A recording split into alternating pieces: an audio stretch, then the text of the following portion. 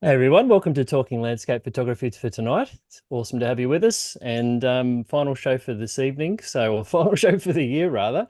Yeah, we're really excited to be able to bring to you some friends of the show, I suppose, people we've had on before, and we've got Paul Hoelen, Ben Mays, of course, my illustrious co-hosts, as well as Tim Parkin, Will Patino, and Matt Palmer with us tonight. So we're pretty excited to be able to have a bit of a chat about the year that was, everything that we got up to, maybe a few of our favorite photos as well, and maybe talk about what we're going to get up to heading into next year, and I guess a bit of a chance for a reflective show and seeing what we all have been up to. So, gents, how are we all going? Good, mate. Good to be here. Yeah, no, it's funny looking back. I feel like this year's just flown by.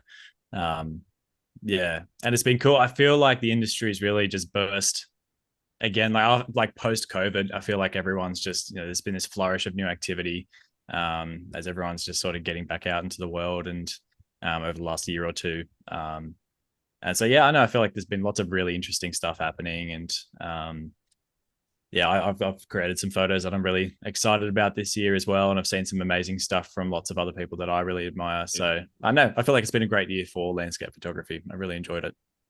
And I think you've had a pretty good year yourself with the runner up in the NLPAs as well. So, I think that's a pretty good outcome for all of the hard work. Yeah, thank you. And thanks to Tim for that. We got Tim here, so I can take him face to face. Money's in the bank. Yeah. And for those that aren't aware, Ben came runner-up in the Photographer of the Year in the National Landscape Photography Awards for the 2023, and we did a whole show on it in the last show. So if you haven't been able to catch up on that, then feel free to. I wasn't the last show, sorry, the show before last, the last live show we did. So check that one out. Show 119 on that one. So yeah. And Matt, how you been going? Yeah, good. Just ticking along in the gallery in the lead up to Christmas and got back from Iceland about a month ago. So into the brutal everyday slog through to February now. Oh, there you I, go. I thought you were going to say brutal everyday slog of handling the weather in Iceland. Yeah, well, there was that as well. We had some pretty crazy days over there, up to 160k winds while we were out and about. So Yeah, it's wow. pretty intense. I love that Oh. story of you going out onto one of the main beaches near Vic that of just being worried that projectiles were going to like put a hole in your head as well as trying to hold the camera up. Yeah, it was pretty insane and unsafe, and I wouldn't recommend it. But basically, I worked out on the way out there that worst comes to worst, I think I'd be able to crawl my way back if I needed to. And from there, it just became okay, well, I can crawl back. So it's really just whether the signs break and fly off at me or, yeah. And then the sand from the beach was, of course, flying along as well and, hitting you in the face and all sorts of stuff. So, Have you ever seen the picture of Thomas Cole's car after one of those storms? no, but I've heard a lot of stories. He got stuck in one and had to abandon at the hotel near the bridge. And when he got up in the morning, went back to the car. All the windows were out, obviously, and the car was pebble dashed, sandblasted to the metal on one side, down to the metal. Yeah, well, I've the heard hot that. tip I mean, when you hire a car over there, you have to get insurance for sandblasting, and I Yeah, think you'd yeah, be crazy not to get that by the sounds of the stories. yeah, absolutely. yeah, it's actually good to park in between other people's cars, and that way you get a little bit of protection. And into the window course, I made that mistake on my first morning, and I just like just dodgy park. I opened the door, ripped out of my hands. Hinges have already gone, and I'm like, oh my god, it's my first hour in Iceland. What? Got to work a door anymore. I had to drive back to Reykjavik. Oh my So God. yeah, traps for the unwary, Iceland. It's I've never had to hold onto my tripod for dear life to take a photograph like every single day somewhere I'd ever been. It's Yeah. kind of a relentless place that it offers stuff as gifts, but I think it makes you work for them is my experience in Iceland. Mm. Doesn't just hand them out like Eminem's boys. You gotta earn your stripes in Iceland. You gotta pay your dues. Unless you go up in a plane, of course, and then it's just like award, award, award like that. Uh, that was brutal. I had 8 days Only if it's Paul shooting. standby. 8 days on standby, and I had 8 days in Iceland. And when I got there, the forecast was rubbish every single day. And the pilot that I've been spending 3 months planning the trip with said, "You're not going to fly all week." And I was almost in tears the first day I arrived in Iceland. And I checked with them every single day, planned the whole trip around getting back to shoot of the air. And every day he was like, nah. And the last day I was like, you know what? At the very least, they're going to come and meet you, and we can have a look at some maps and work out what we're going to do on the next time I ever get up to Iceland. It was that bad. And I was there at 4 o'clock, and I was checking out the plane, and he's checking out the camps. Nah, it's still rubbish. 5 o'clock, still rubbish. And then it was like 5:15. I was literally catching a plane at 4 in the morning. It was the last window. And obviously that's in the evening, so you don't actually have a lot of time left anyway. And he's just like, hey, one more look. And this is Haldor Johnson, who's an absolute legend. He was really good friends with Volcano Pilot before he passed away. And he goes, we try. And I was like, what? And I already packed up. I was leaving, and I was like, what? And I was like, ripping the camera. We must go now. And he found this window between these two webcams, between these mountain ranges that we had to get through, where we had really low visibility, and the coast was so bad we couldn't even fly there. So we either had to go inland through the mountains with no visibility, or we couldn't go to the coast because it was too wild. And we went and we saw the clouds closing in. We're like, oh shit, we're not going to make it. And he's like, quick, and he's like gunning it to get through. And then we had to like do a huge big vertical blast because we couldn't see anything and had to avoid the mountains. And then you got to watch the downdrafts on the other side. So no, man, I earned my turns for that one. Yeah, but it sounds gnarly as that's paid off. I was pretty gnarly. This poor lady in the back, she organized to come with me. Yeah. And of course, the temperature when you open the windows with the wind chill factor is God knows what. And I picked paper, scissors, rocks for the front seat, and she copped it most of the time. By the end, she was almost like begging me not to open the window. And I was like, but.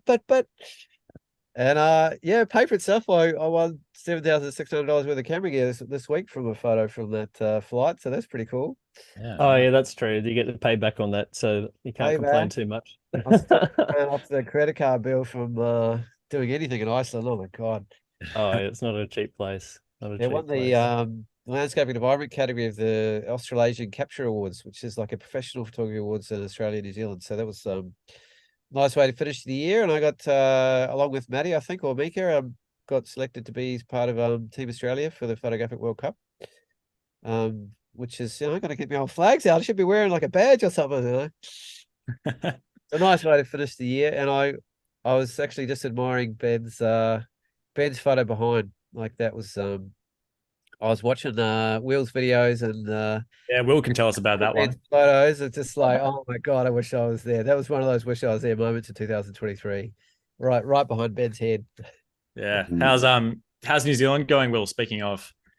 Yeah, going good, mate. Everything's fine. I just finished up the final workshop of the year, which was it's always a bit of a relief to finish those up and everything's smooth and everyone had a good time and no injuries or anything like that. And this time of year, it's huge daylight hours. It was extra relief when that one finished because sunrise is 5:50 in the morning, so you've got to be at location obviously earlier than that, and then the sunsets are about 9:30. So it's been a big week, and it's good to have that one behind now, and everything is good. It's just full force in family mode now, and just enjoying some time with the kids and my wife, and just haven't picked the camera up in over a week now, which is pretty rare for me because normally I'm either running a workshop or I'm out for myself or whatever. So it's kind of a strange feeling actually. It's sitting in front of me, and I was looking at it before. I'm like, it's weird, but it's nice to just have that a bit of a break. It's really good.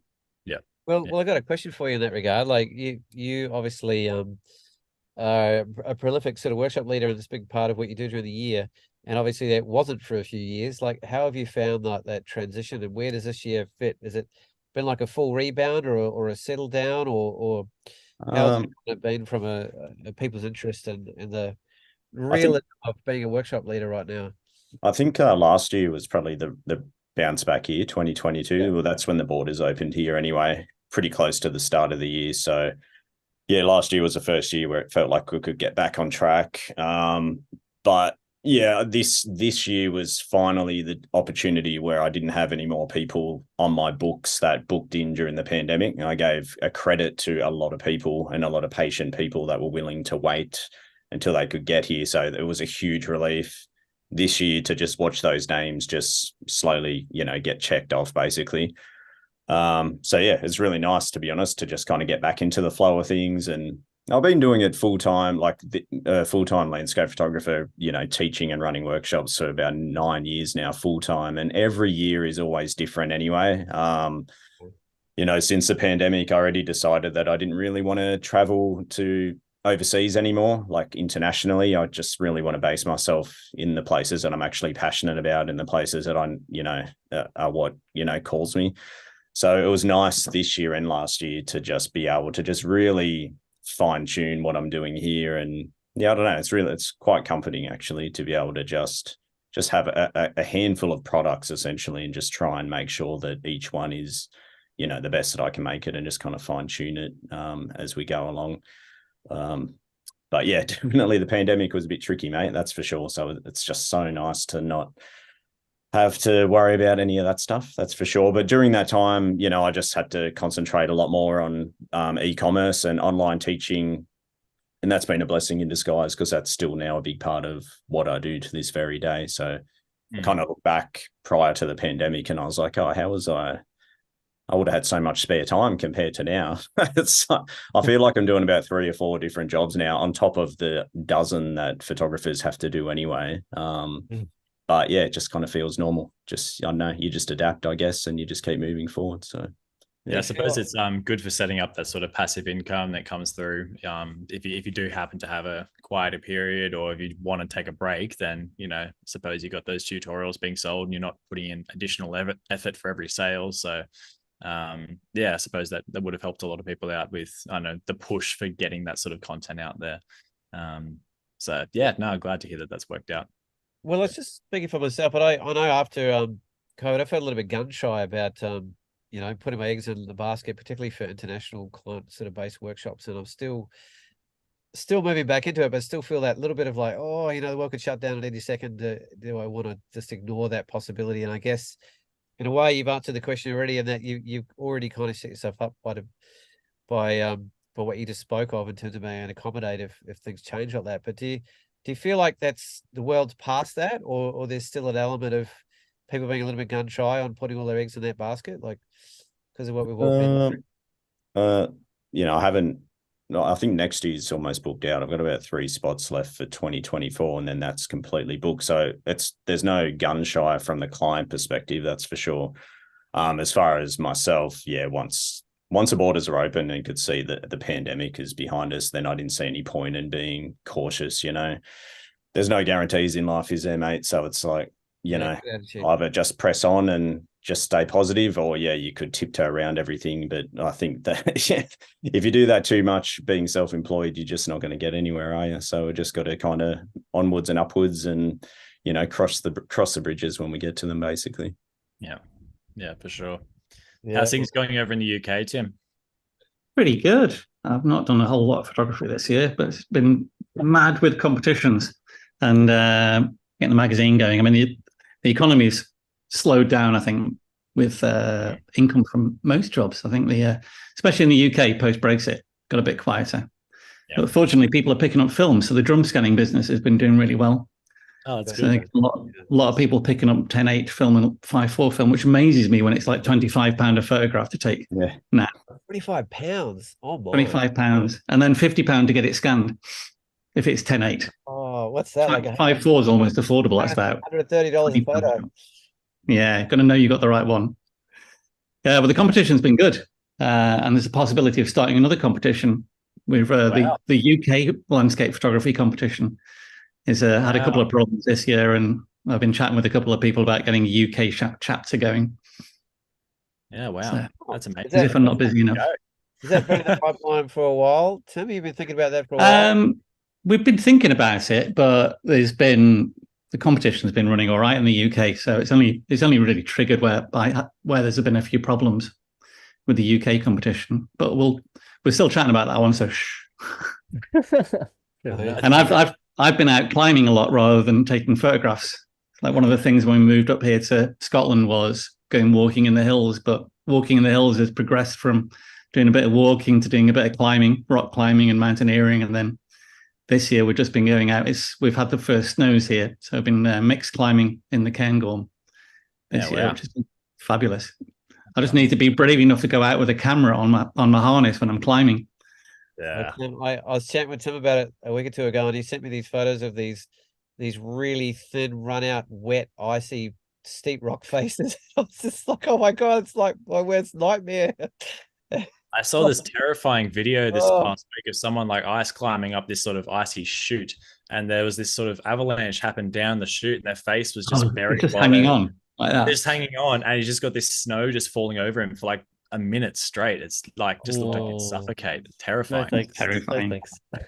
Not soloing. Definitely not soloing. The brave souls that they can put up with that. We're training stories. I was telling Tim about this crazy wave boneyards, which I love, which is about 1 kilometer out to sea, which I surfed last week, and he was showing me this crazy run out, tiny protection, wet, icy rock faces, and we're both just going, yeah, nah, either one. It was pretty funny.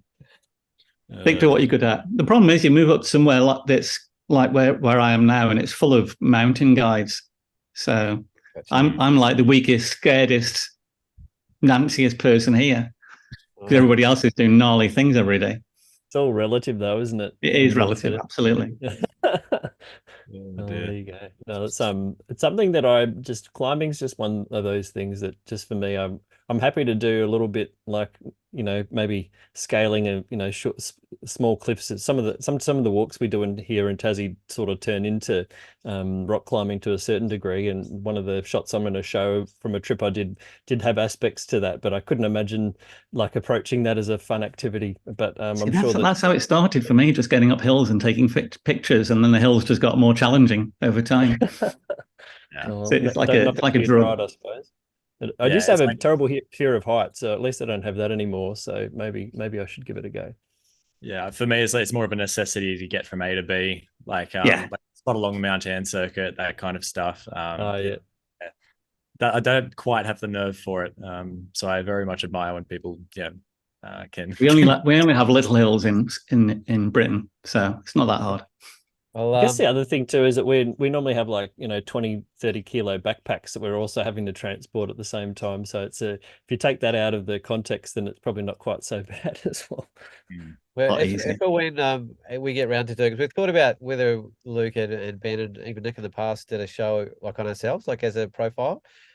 But when I do that, I'll tell one of the crazy stories that Luke knows about of me trying to make my way along a series of cliff edges with 6-meter swells with a busted foot and a busted wrist and 15 kilos of camera gear, trying to get a climbing cover, actually. And I got left by these guys, and it involved ropes, swimming, losing lots of skin, large amounts of insurance, and a fair bit of bravery.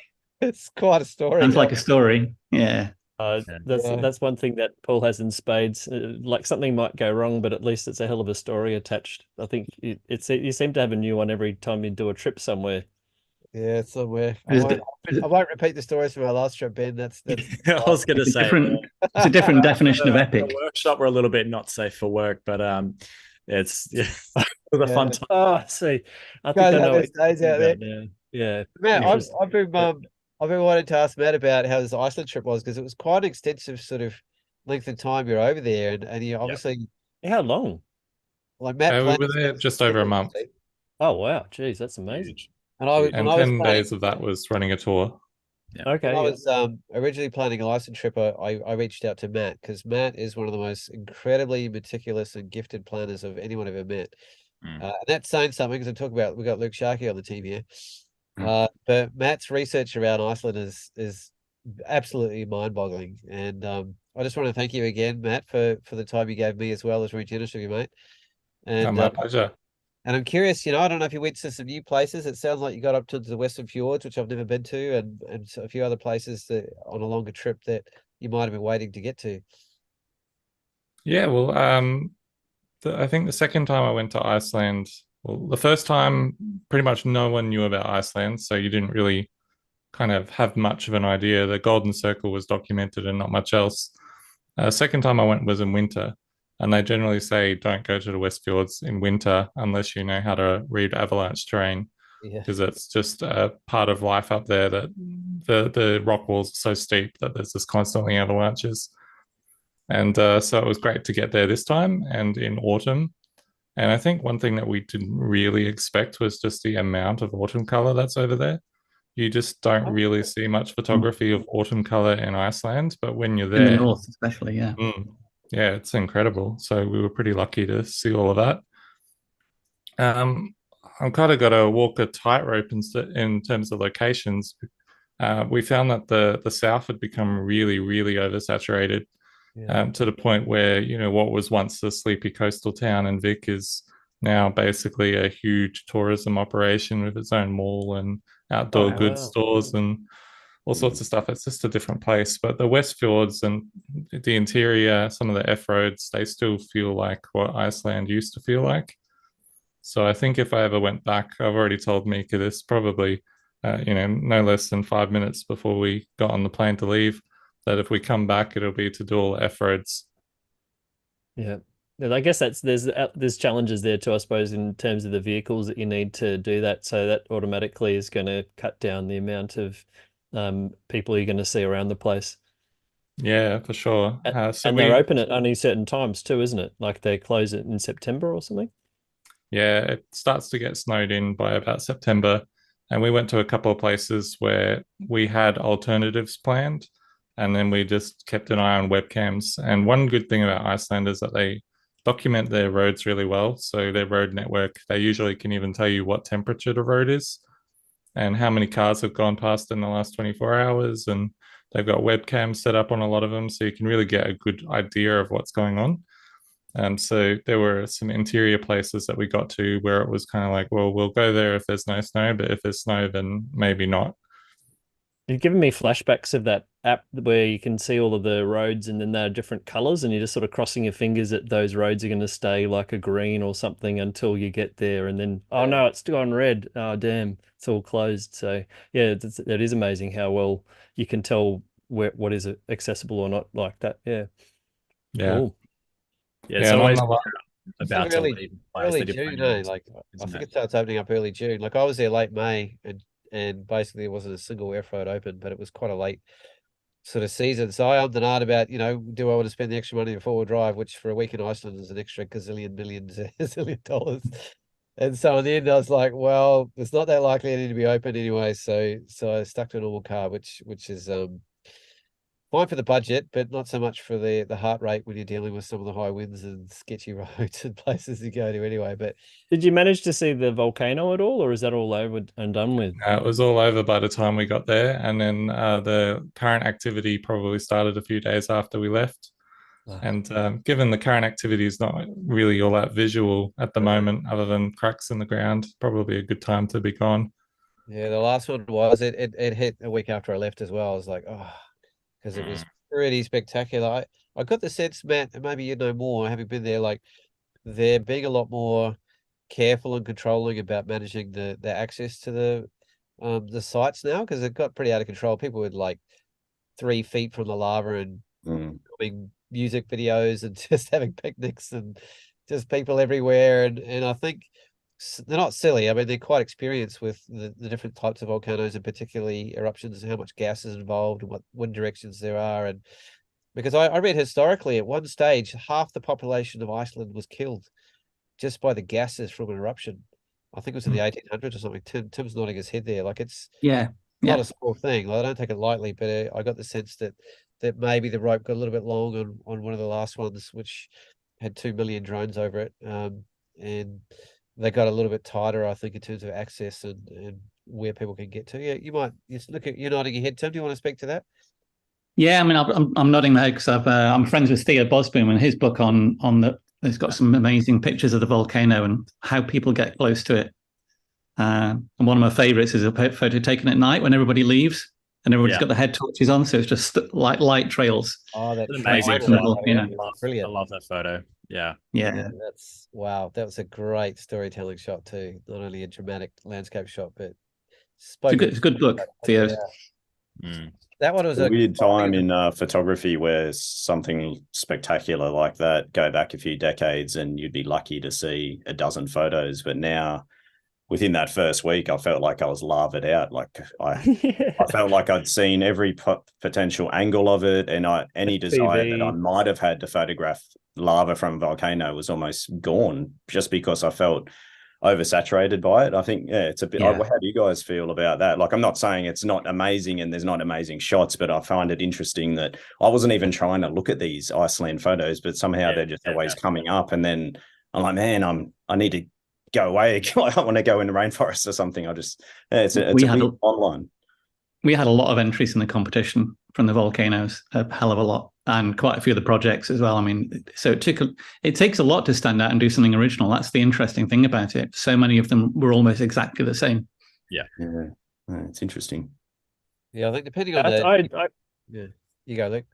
I was just saying is it takes the gloss off when you have such a group of people joining in and doing the same thing, and then the same, it's all devalued. And I think what you're describing, Will, is something that I enjoy too, where you can go out and create your own images and find locations that you connect with and you generally have to yourself. And the idea of jumping in on something popular like that isn't as appealing, because it's not something that you have. It dilutes your personal connection, I suppose. I think I can also see the appeal of just seeing something like that. So like, to play devil's advocate for the other side, like, I'm totally with you, Will, as well. Like, I think my desire to shoot it diminished pretty quickly just from seeing, okay, like, all of the best photos of this got taken in the first 2 days by 20,000 different photographers. But just to see something like that would be incredible as well. So I can understand the flocking. And then while you're there, you're going to shoot as well. But yeah, I know it would be pretty astounding to see. I've shot I've shot on the rim of an active volcano in Vanuatu, and that's a much bigger volcano in that sense, I suppose. But what's amazing about it is the sensory aspect to it, where you can feel the ground shaking and you can feel the heat and you can hear it. Like, it's like all the senses, you're fully immersed in activity. And so I think from that perspective, it's much more like it's an experience as well as something visually exciting as well. And so that for me was, I certainly would say that it's a pretty amazing thing to experience it. So even from that alone, it would be a good thing to do, but as long as it's safe to do so. The Vanuatu one is a very inactive, it's an active volcano, but it hasn't done anything massive for a very long time. So it just sort of bubbles away there, and you can do that. But that's certainly something worth trying. But it's going on the other side of the world is a fair way to do it. When you can jump on a plane and go to Vanuatu and do something like that, it's a bit quicker and easier in some ways. There's sort of an interesting underlying principle there, that I think all of us could be interested to reflect on. So we've all been shooting landscapes for a long, long time. So here I was, for instance, in a position to go to Iceland for the first time, which you could argue has been absolutely shot to death. And why would you want to go there? Because everything's been done. And it's kind of like, you could say that about so many places in the world, and increasingly so. So it's kind of, you either push your boundaries and go really, really out of the way places, which require often a lot of sacrifice or extra energy just to get to, or you could sort of open up the blinds a little bit and say, well, I haven't been there and I haven't shot it with my style or my way or with my vision. And I sort of chose to do that in Iceland. I was kind of like, yes, everything's been done, but I've never been there. It's all fresh to me. And so it's an attitude that all of us probably have to do, both individually and also as workshop leaders. We're often taking people to the same places over and over and over and over. How do we sort of keep fresh? How do we approach a landscape that we've either been to before or are bringing people to over and over, and sort of keep that sense of innovation and creativity and freshness alive? That's probably a worthwhile question to ask, really. Yeah, absolutely. We might start showing some photos if that's all right with you guys. I think that's a great idea. So we might go. Let's start with Matt. Actually, So were you sharing your screen, Matt, or were you getting Luke to share his? I don't mind. Have you downloaded them, you Luke? can go away, Matt. You can share if you want, and I'm happy to get your Dropbox up here otherwise. So everyone, what we're going to do is just get everyone to share sort of 5 of their favorite images that they took this year, ones that, they resonate with, and perhaps tell a bit of a story. We'll just sort of talk about the behind the scenes of what went on and just sort of reflect on, what we captured this year. We'll kick that off with Matt in just a second. Yeah, this one I work out how to make it full screen again. So it should be a share screen button. No, not that bit. The full screen on my end, just so you don't see all the controls and stuff. Yeah, gotcha.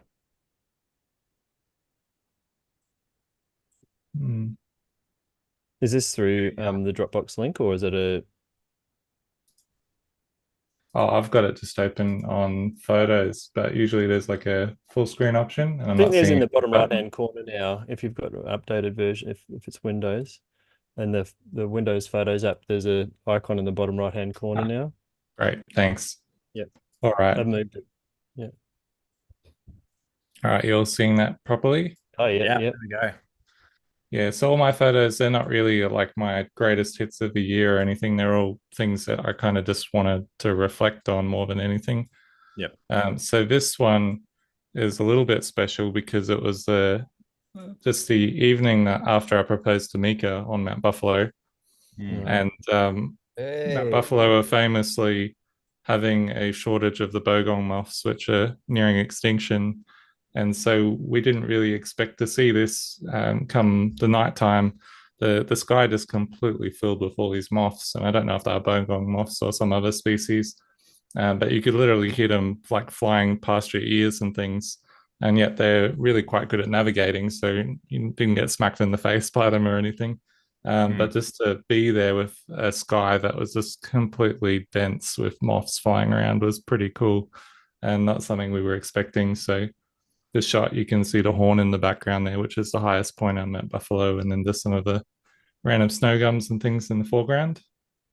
I would have sworn that they were bats or something like that if you didn't say they were moths. Yeah. Amazing. That's amazing. Yeah. You get a sense of just like how dense the air was with them. Yeah, because they're tiny little things. You think they wouldn't show up. I mean, is it more of a compressed shot, Matt, that would have helped, or? No, this was just like pretty much a straight shot, and I had taken a lot of shots with the idea that I might merge them together and pull the best moths out and all that sort of thing, but I haven't bothered to do that. I'm just like, that'll do. You They have are have pretty some moths sizable. there. You can drop into other shots now. Like The new one, Yeah. flying eagles. Putting birds in photos is so last year, so Yeah, next year that's we're going moths. to be putting moths in photos. Oh, great. We get Can't wait. the Adobe Photoshop moth stamp. Yeah. No, what's the light on the snow brush? Patagonian condors. It's the Australian bogongs. Yeah. Wait, what's the light down there? Is that from the sunset or the side light? Yeah, I think so. I think it was just coming through Nice. and touching there. Yeah, Cool. just a little bit of residual light. Yeah, nice. Beautiful, And Matt. this is the second one. Ben, have you been to Daintree yet, or is that on next year? No, that'll be late next year. Yeah. Yeah, awesome. All you So, comp winners, you. Yeah, well, lucky enough to win the Canopy Awards as Ben was this year. And this was Wallerman Falls, and it kind of felt like something I had to do being up in far north Queensland, Australia's biggest waterfall. And not really that many Australians actually go there. And so this one, I've got more epic shots and so on, but this one kind of encapsulates the experience of hiking down to the base, where you're going through really dense foliage and you're pretty much soaking wet the entire time because it's either raining, because we were there in the wet season to get more water, or the spray of the waterfall itself is just filling up the entire valley. And then, of course, you're kind of keeping a really close eye on what you're walking near, because it's not even so much snakes that I worry about up there. It's actually like gimpy plants and all of the various things that can sting you. So apparently that's like one of nature's most painful stings is from that plant, and you can feel it for like a year. So I was pretty keen to pay attention to where I was walking on that. Northern Australia is where Australia really starts to live up to the everything wants to kill you sort of. Yes. Yes. Like when you go to the beach and realize you can't actually do anything because the croc will get you or something. Yeah. It's Yeah, we didn't swim the whole trip because it's just crocodiles. Unless you know the waterway and that the crocodiles don't get up there, then it's just not worth it. You had a lot I of I work. really You want know, to visit that waterfall actually, because there's an astro shot there too where it lines up very well with the Milky Way. So Oh, yeah, nice. there's a bit of business there for me at some point. But yeah, Matt, there's plenty to from do in memory, you had Tassie. from memory, you had a really wet trip. So I guess that translated to huge amounts of volume of water coming through. But how do you handle all that mist and all that spray and all those places you went to? It looked like that was a big part of your trip. Yeah, well, I guess the one good thing about the wet season is that it's incredibly hot. And so I think we just went with it and we ended up being drenched and wet most days. I think there might have been only 2 days in a couple of weeks where we didn't end up drenched from either the storms coming through or various waterfalls. So it's like, oh, well, we're not getting, there's no problem with exposure or anything at those temperatures. So we just kind of rolled with it. And it was far too hot to wear something like a raincoat. Probably the one tricky thing is with the Canopy Awards in the first year, we were lucky enough. I wasn't even sure if I'd go up there, but there was a prize with Bailey Lodges, and I'm like, I've never heard of this place. Looked it up, and it was like $950 a night at the cheapest time of year. I was like, holy crap! Like, this isn't just something that I would never be able to do myself. And so, of course, we showed up there, and I was really hoping that they would just go, "Oh, here's the keys to your room. It's over there." But no, they wanted to like show us around and put on drinks for us and all this kind of stuff, and we're just completely drenched and stink while they're doing all of these formalities. And we're like, I really just want a shower, but okay. Looking First forward world to problems, that. Matt. First world problems. Yeah. What month was that then, Matt? So that was February. Okay, Because February. for us with the gallery, January is pretty ballistic when people are on a holiday, and then people go back to work at the end of January. So February kind of dies off quite a bit, and then it comes back up in March as we head into autumn. Matt, do you Yeah. have a reflection on this year for the gallery compared to the last year? Um, oh, you kind of learn stuff every day. So even today in the gallery, we got a whole bunch of new canvases in, probably about 7 or 8 of them to hang up, and we redid, probably put about 15 or so different works up on the walls that hadn't been there before. So it was a lot of fun, but we treated the packaging differently this time and went, oh, well, this is always a pain in the butt. Why don't we approach it this way? And then we don't have to worry about that. So even 2 years later, it's 2 years just a couple of days ago that we opened. You're still changing and adapting and making things a little bit better. And maybe you don't make the grand sweeping moves that you might have when you first opened, but there's always things to tweak. But in terms of the business, yeah, it's going well, but we've also really noticed the whole inflation and cost of living pressures. So everything costs more for us to do, and people have less to spend across the board. And we've certainly seen that. So, but we're in a pretty lucky position as well. Like I relate to Will on this. If you're a full-time landscape photographer, you're one of the blessed ones for sure. Or one of the crazy ones. Take your pick. That too. There's a little bit of a Handyman. mix of both. So tell us about Column this. A and column B. Yeah, so this one was in the Daintree as well, and it was just I kind of think it summarizes the joy of just looking and what you sometimes find when you look. It's just amazing. These crabs, they're filtering the sand, and they've created things that look kind of like birds or the Twitter logo up there. I was Yeah, about to say definitely. it looks like the Twitter logo. That's Yeah. that's amazing. So it's not like, oh, I'm super proud of this photo, but it's just like, how amazing is it that you can find these things just by looking? And if you're not looking, you just never see this stuff. Yeah. No, it's a great detail shot. Is Really it some like sort of the crab or what is it? Yeah, just I'm not sure of the exact crabs. I didn't want to dig them up or disturb them or anything, but yeah, they're just filtering sand and eating the debris that's in there, and they've made these patterns while they're doing that. One creature per hole. They've been busy. So this one's from Iceland, and there's probably a few people that are going to recognize where that's from, but I won't say much other than it's in the interior. I think Paul can tap me on the shoulder if he wants to go there at some point. Yeah, I saw that photograph and I wrote to Matt straight away. So can I please? It's just astonishing. Yeah, the sense of scale, the storytelling, the narrative, the kind of elemental qualities of both the mist and what could be thermal. It just speaks on so many levels, and it's complex and elegant at the same time, which not many images can handle together, I would argue. It's just all pivoting around this minuscule element of the frame. Like, Tim, you got something to say? Yeah, I've got an interesting question about this, because we see in the Natural Landscape Photography Awards quite a few pictures people put in with people in the pictures. And in general, we don't think, as soon as you put a person in a picture, it transforms the picture. And at a certain scale, it sort of works, like the one there. But in general, I'm not sure how people feel about. We get a lot of the tent pictures. We get a lot of the pictures where people are standing in their Caspar David Friedrich back to the camera pictures. I wonder how people feel about those as examples of landscape photography, and if they are landscape photographs in the same way. I kind of think it's more like travel and experience photography in a way. But for me, I generally don't take photos of people in them and prefer not to. But if you took the person out of this photo, it'd just be like, okay, well, where am I looking? Yeah, it creates a focal point, doesn't it, instantly? Yeah. It's like animals the same way. Yeah, I think that the framing here works really well with the person in front of that little white cloud.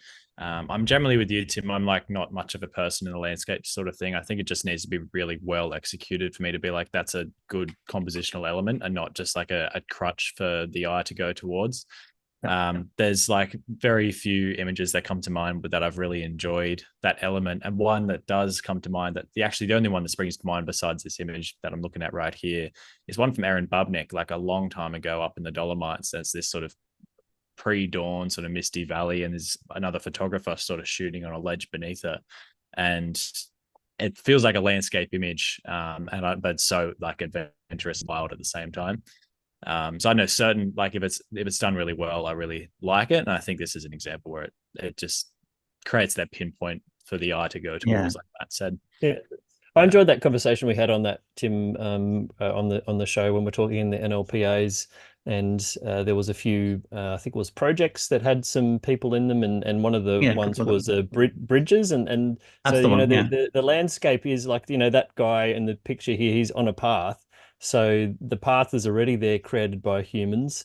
And so, if there's a human created element in there, but no human is, where's that line as well, in that sort of sense, So, then that brings in like what's wilderness and not, and then what's nature and not. So, I mean, I think obviously there's massive gray areas there, but and I think, you could probably get lost in the semantics of it when you don't really need to. But yeah, it is like when you're doing a competition, you have to be a little bit more direct about these. Yeah. It would be hard to actually know where that line is. Yeah. Like you say, it works very well. Sorry. When you get the right balance, it works very well. I was just going to say, Will, you're probably a good one to comment, because you kind of have moved away. Like you were doing a lot of that in your earlier career, and then you've moved away to your more wilderness style without any people in it. What are your sort of thoughts on that? Yeah, I think there's just a time and place, and like a scene like this, it does help. I'm trying to wrap my head around the scale here, just because the river down in the valley looks so tiny, but the size of the person looks like too big to, it's bending my mind, but in a good way. It's just very fascinating. It's just, it's cool. I think, for me, it's just something that I definitely dabbled with it around that 2015, 2016 period, certain scenes and then I probably started doing it a bit too much. And then I just kind of hit a point where I was like, I'm just not going to do it. But then I see an image like this, or every now and then I'll see it from, other people's whose work that I enjoy. And I'm like, that's when it works, So I just think, it's just all, there's no right or wrong. And some shots, it's like, wow, but I think you hit the nail on the head, Ben, with what you said at the start. Like, I feel like it's an easy one to use as a crutch when it's like, I can't make this scene work, I'll just chuck a person in there. So it's like a compositional crutch. So I'm obviously not really a fan of that. And that's probably more of what we see, like say on social media, for example. But every now and then you see like a really nice, just it's a landscape image, and then the person's there is like a complementary subject matter instead of the other way around. Yeah, just chucking someone with a yellow jacket into a blue hour scene. That's hold the hand. You go, Matt. Yeah, well, I just I guess for me, I didn't see this necessarily as an unaltered landscape. The experience of being there is almost like being in some kind of weird human theater, because the obvious choice here is to include a person. And so everybody is walking around to different viewpoints to then frame photos with people in it. So I took photos of people in it, but then I was also in photos as the anonymous person as well. So it's a really odd relationship that you share with everyone that happens to be there at the same time. That's awesome. It's a beautiful shot. Yeah. And this is my final in the top 5. Yeah. And it's finishing off a project that I started in 2015 to photograph all the abandoned farmhouses and buildings in Iceland. And when I was doing the project, this particular house was part of what inspired that. And I saw it's barely been photographed at all, but there was one photo that I saw that was just a snapshot. It hadn't really been seriously taken. But it was the staircase inside and ice that had formed all the way down the staircase and flowing into the kitchen. And I'm like, that is really cool. Oh, wow. I want to see that place. And but when I was there in winter, the snow was so built up on the side of the roads, it was about 1.5 meters high. And so they'd plowed the road and that was it. And there was absolutely nowhere that was safe to stop. Even to hike in there. So I kind of just had to drive past and look longingly at it.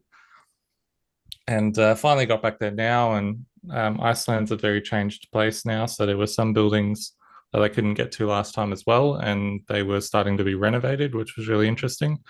There's one building that I've had my eye on for like over 10 years. And I turned up and they had put new windows in and scaffolding was all over it, out in the middle of nowhere.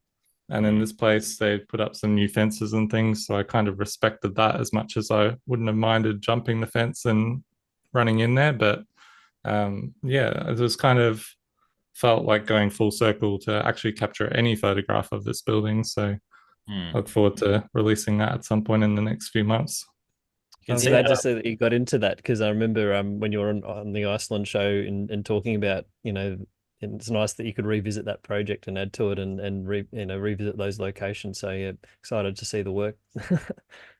Is there any particular output for it you've been thinking you were going to end it up and presenting it in, Matt? Yeah, it's going to be a book. So I've already laid out the book and I've gotten a few friends of the show to have a look at it and give me their feedback as well.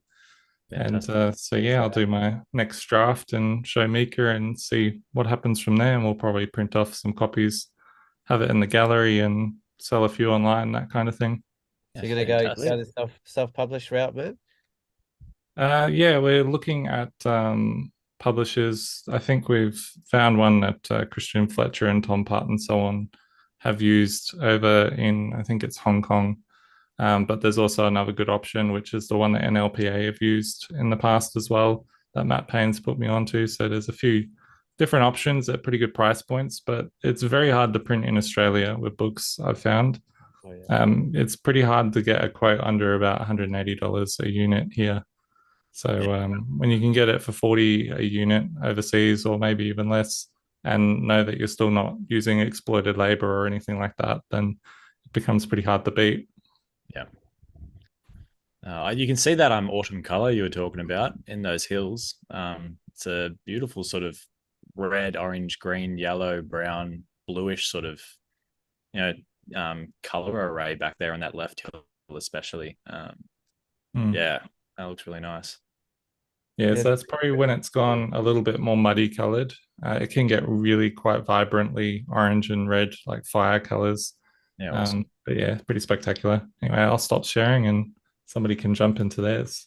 Just on that one, mate, I just like this. I know I've driven past those types of houses so many times over there, and you look at it and you think, man, the people that live there, the things that they've in and endured, it's like natural phenomenon, and the weather and just the harshness and how desolate it is in some of those areas. So it's cool to, when I look at that, it just brings back memories, So I've had about 9 trips over in Iceland over the years, and it's a nice photo, mate. Really cool. Yeah, cheers. The manor at the end of Skyfall, the James Bond. In the Scottish Highlands. It reminded me like similar vibes to that. Is that Scotland? Scotland. Yeah. There's a house on Harris that people photographed that's abandoned, and me and a few friends and as David Ward went up there to photograph it. And as we're in the middle of being in the driveway, one of the next door neighbours came over, and we thought we were going to get told off for photographing it. And the guy came over and says, "What are you photographing that for?" It's a right mess. That's my granddad's old house. I've just spent a fortune doing my house up. Come and photograph mine. That's good. It reminds me, when on my first Iceland trip, I actually did back in 2014, I think it was, I did a project shooting all of the churches in infrared, and I've never done anything with it, but yeah, it just sort of inspiring me to get into editing some of my work. But yeah, I went around with Dex, who's a friend of the show at the time, and we spent so long hunting all these churches down and shot them all, and I've never ever edited them up or anything like that. So it's funny what you can have stuck in your mind and then not follow through on. But yeah, no, it's an amazing place. It's nice to be able to go to a place like that too, and it's not just about the landscapes, but you can find other interesting features like that. So that's pretty cool. Hands up. Yeah, I found. Hands up. Who's got a few of those? Yeah,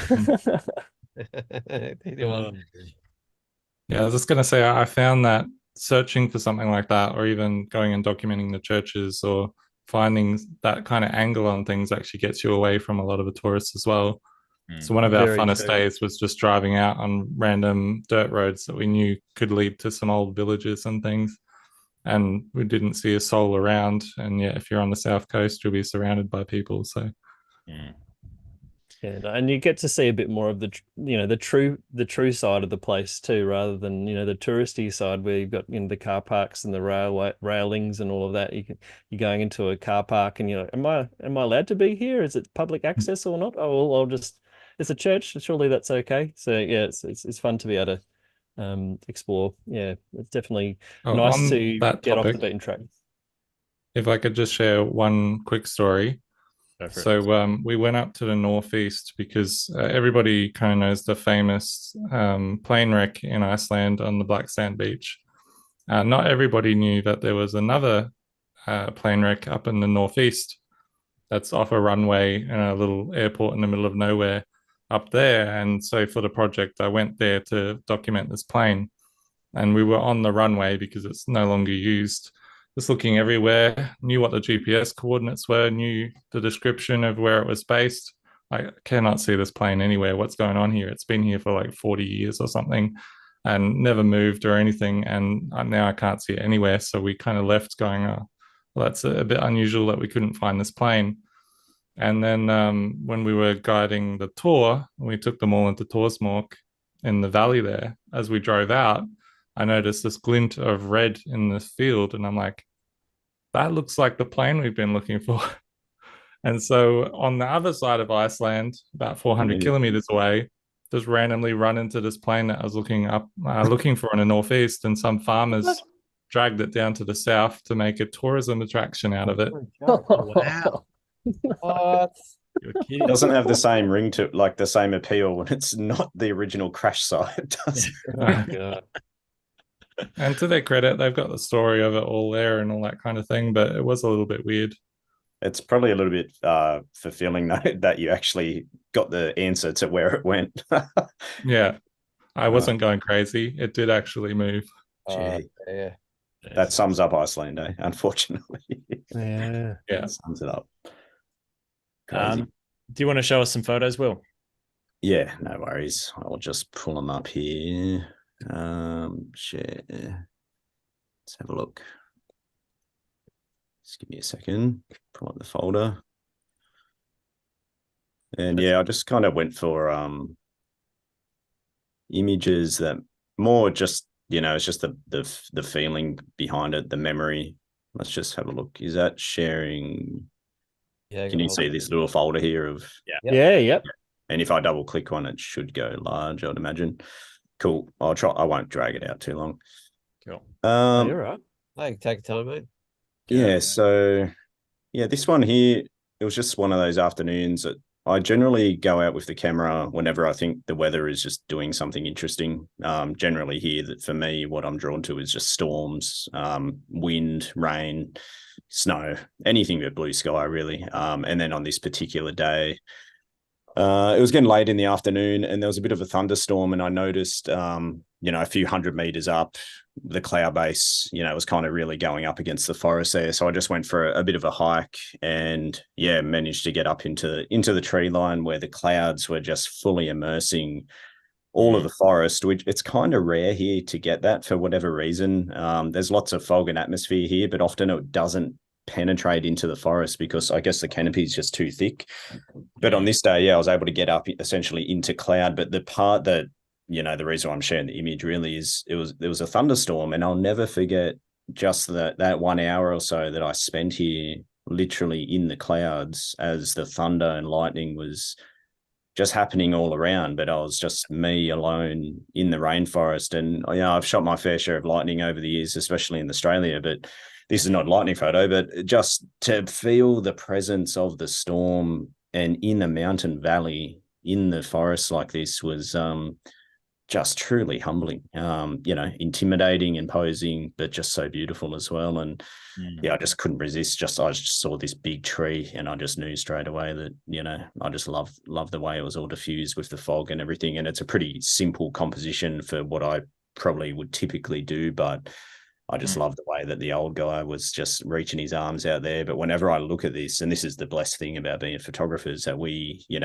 recall all the memories like Luke with the volcano and what you felt and heard and everything. And when I look at this one, I just remember, it's that feeling of excitement and fear. And that's probably my favorite feeling in all of photography. It's that fine line between the two. That's where I know it's a special moment, when there is that just a little bit of fear in there. And I remember feeling that here, just the thunder when it rolls around a mountain valley and you're in the actual clouds. It was pretty unforgettable. So that's that one there. I'm interested in your approach too. Or like, obviously you've got incredible beauty all around you. Do you have like a kind of mental hit list, or like next time it might be foggy, I'll go here, and next time it's rainy, I'll do this? Or is it more like I haven't shot there for a while and I go there and see what happens? It's a good question, mate. Like there's a couple of places where I've been and I'm like, this really needs ABC, or I'd love to be here when this is happening. I think that would do it justice. But most of those are just, it's like the likelihood of it happening is just so rare. It's like, even if you thought the event was going to happen, it's like you need a day or two to get there, or just something ridiculous. Yeah, right. So much of my photography now is just spontaneous. Hardly any of it is planned. Like I've definitely got ideas and places I'd like to access, but I've just really closed off a lot over the years from really planning much and just being more reactive and spontaneous. It's just kind of the nature of what I do. And just when you're out in the field so much, I'm pretty fortunate to be out in the field, probably 300 plus days a year. And that could be an hour in the field or a whole day. Obviously it varies, but you just end up coming across those special moments enough that there's kind of not much of a need to really overly plan too many things. Anyway, that's just where I'm at the moment. There's definitely stuff or places I'd love to be during certain events, but it's generally just spontaneous, mate, and just getting out there when it looks interesting, or just being out there in general and then going, wow, look at this, or just following my nose, like just kind of watching the sky and thinking, hang on, what's the wind doing? All right, the wind is blowing this way. It could be pushing some interesting cloud around this area. Let's go here and look there. It's kind of how I like to roll. It's cool that, I guess, if you're spending that much time out in the field, then it means that you're going to be naturally having that many spontaneous moments anyway. And so the need to plan what you're doing is less, because you're always out there and you don't need to schedule your time up for when things line up. So that's really interesting to hear. I'm very envious of your infield time, by the way. I'd love to be in the field that much. I need to rejig a few things, I think. No, it's definitely a blessing. I can't complain whatsoever. I think that's why I've just, like, I do have a pretty high output of new work as well. Like I'm always releasing, new images, but again, I'm out there that much that it's like, well, how could you not? that you're exposing yourself to that much beauty all the time that inevitably you're going to be able to make an image pretty frequently. This one here was just a few months back, just following, climbing up above a canyon and then basically just following the canyon as it progressed from a canyon into more of a gorge. And then, reaching this point here, this was just a classic day of just pouring down rain and perfect for this type of, location and exploring this area. And this was just a complete hidden surprise that, kind of popped up after maybe an hour or so of walking, and, no images of this area, no idea what every meter was going to bring. Basically, it's just essentially bush bashing, really. And then eventually reaching a point where I was like, all right, let's climb down into the actual gorge now, which was, that's always a bit interesting. It doesn't look like it from this image, but it's quite steep to get in and out of this stuff. So, and then getting in and then just following it up. And anyway, this particular angle here, there's something about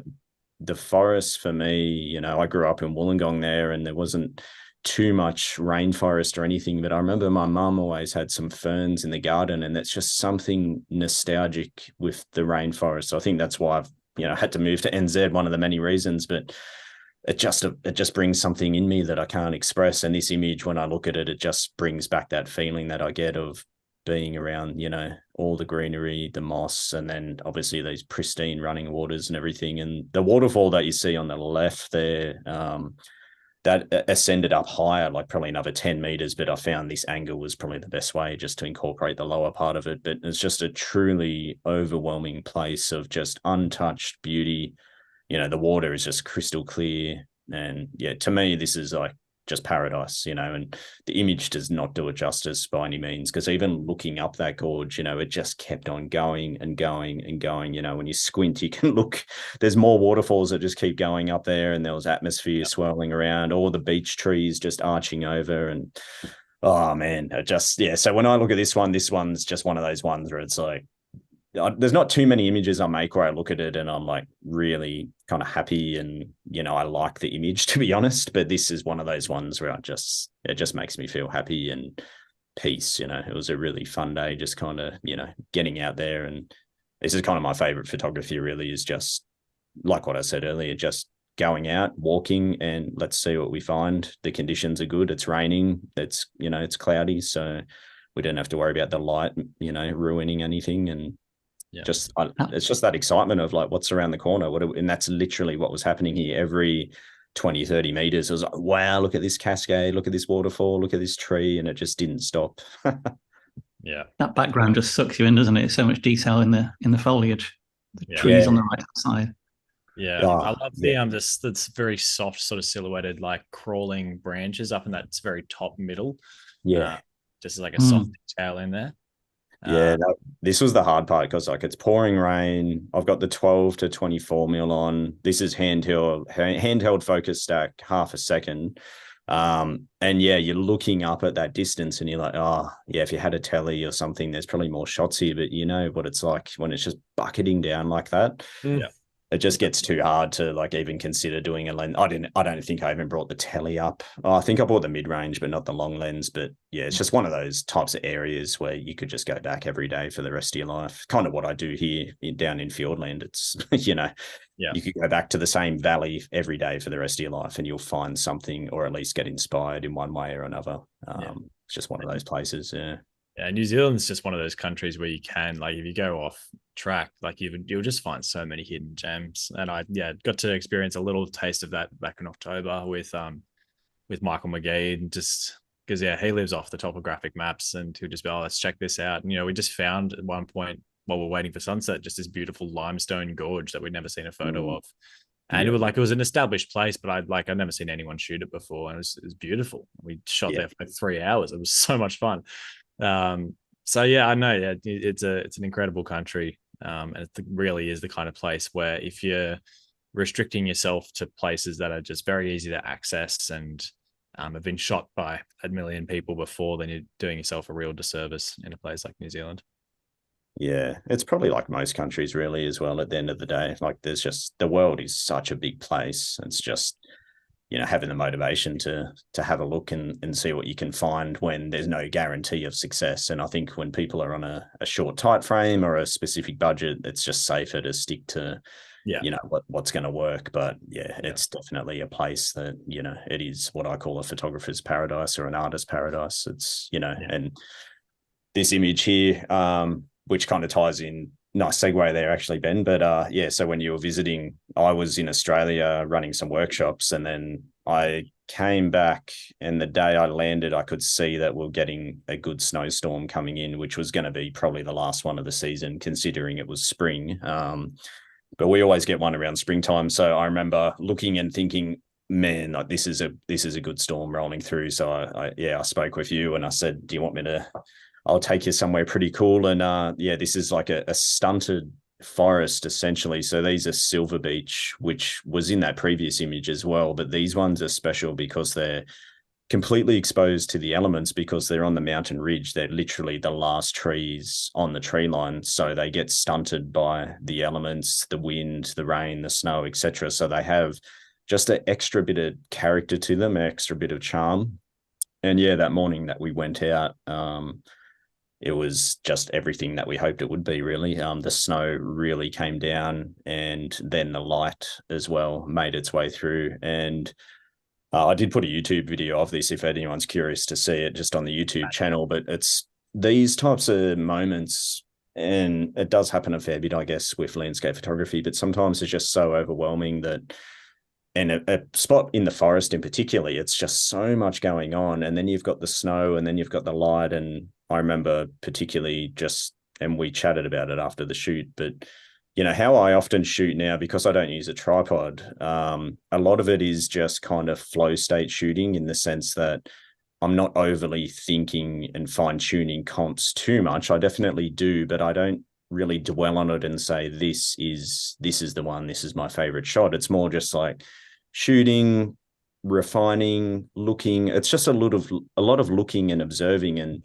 this particular image was just one that I remember on the back of the camera thinking like, I think there might be something here. It was quite spectacular, just looking up and trying to really get that canopy. That was the real challenge I found in there. This was kind of my only half decent attempt at just capturing that top part where all the snow was still clinging to the tiny leaves. The beech trees have very like fingernail sized leaves, so to get snow on them, it's incredibly rare, and especially when the sun's hitting it like this. But it wasn't until I got home, and then you actually have a chance to dissect everything, and it's just amazing what you can find when, like I said, you're in a flow state where you're not overly thinking. It's not until later on you can reflect back and look and go, that's the one. And I really enjoy shooting like that. I've been doing that for a few years now, and I never really say out in the field like, yes, I think this is the shot. I find if I do that, I've probably overthought it and it doesn't end up being the shot. So this one for me was probably the favorite from that particular morning. And it was really great to share it with you and Michael, and just a rare event. It's just rare to get beech forest properly covered in snow, not to mention the light coming through. And there's all icicles, on the right-hand side there, all the icicles were coming down. It was just one of those mornings, you're just going to cherish for a very long time. So I'm just glad. I love the excitement in the video that you guys had as well. It was just so, it was just so, everyone was just pinching themselves. It was just so nice to watch. That's my favorite part, like running workshops, for example.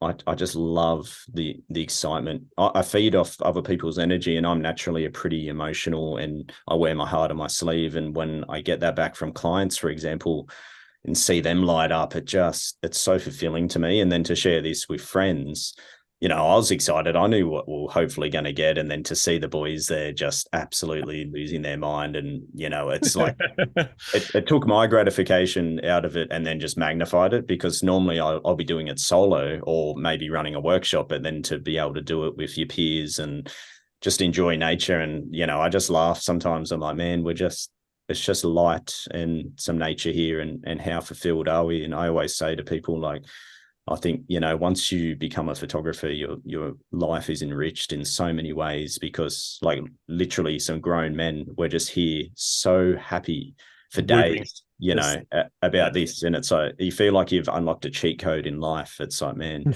we don't need anything else. It's right here. It's right there. It's creation. And there's something about being connected to it. That's for sure. Yeah. That's awesome. Yeah, it was a very special morning, man. It's yeah, I couldn't decide between two different photos from that morning as like two of my favorites from this year. Yeah. Yeah, it was. You've got the spoiler alerts right behind you, mate. Yeah, oh, yeah. You're giving it away. That's the one I went with. But yeah, man, it was really special. Really special. Yeah. No, it was a pleasure. So cool, mate.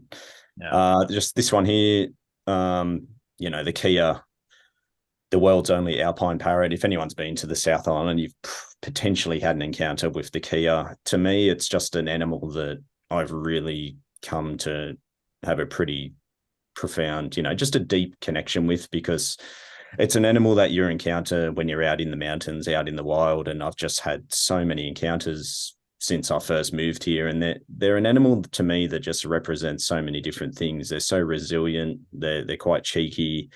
They're beautiful. They're intelligent.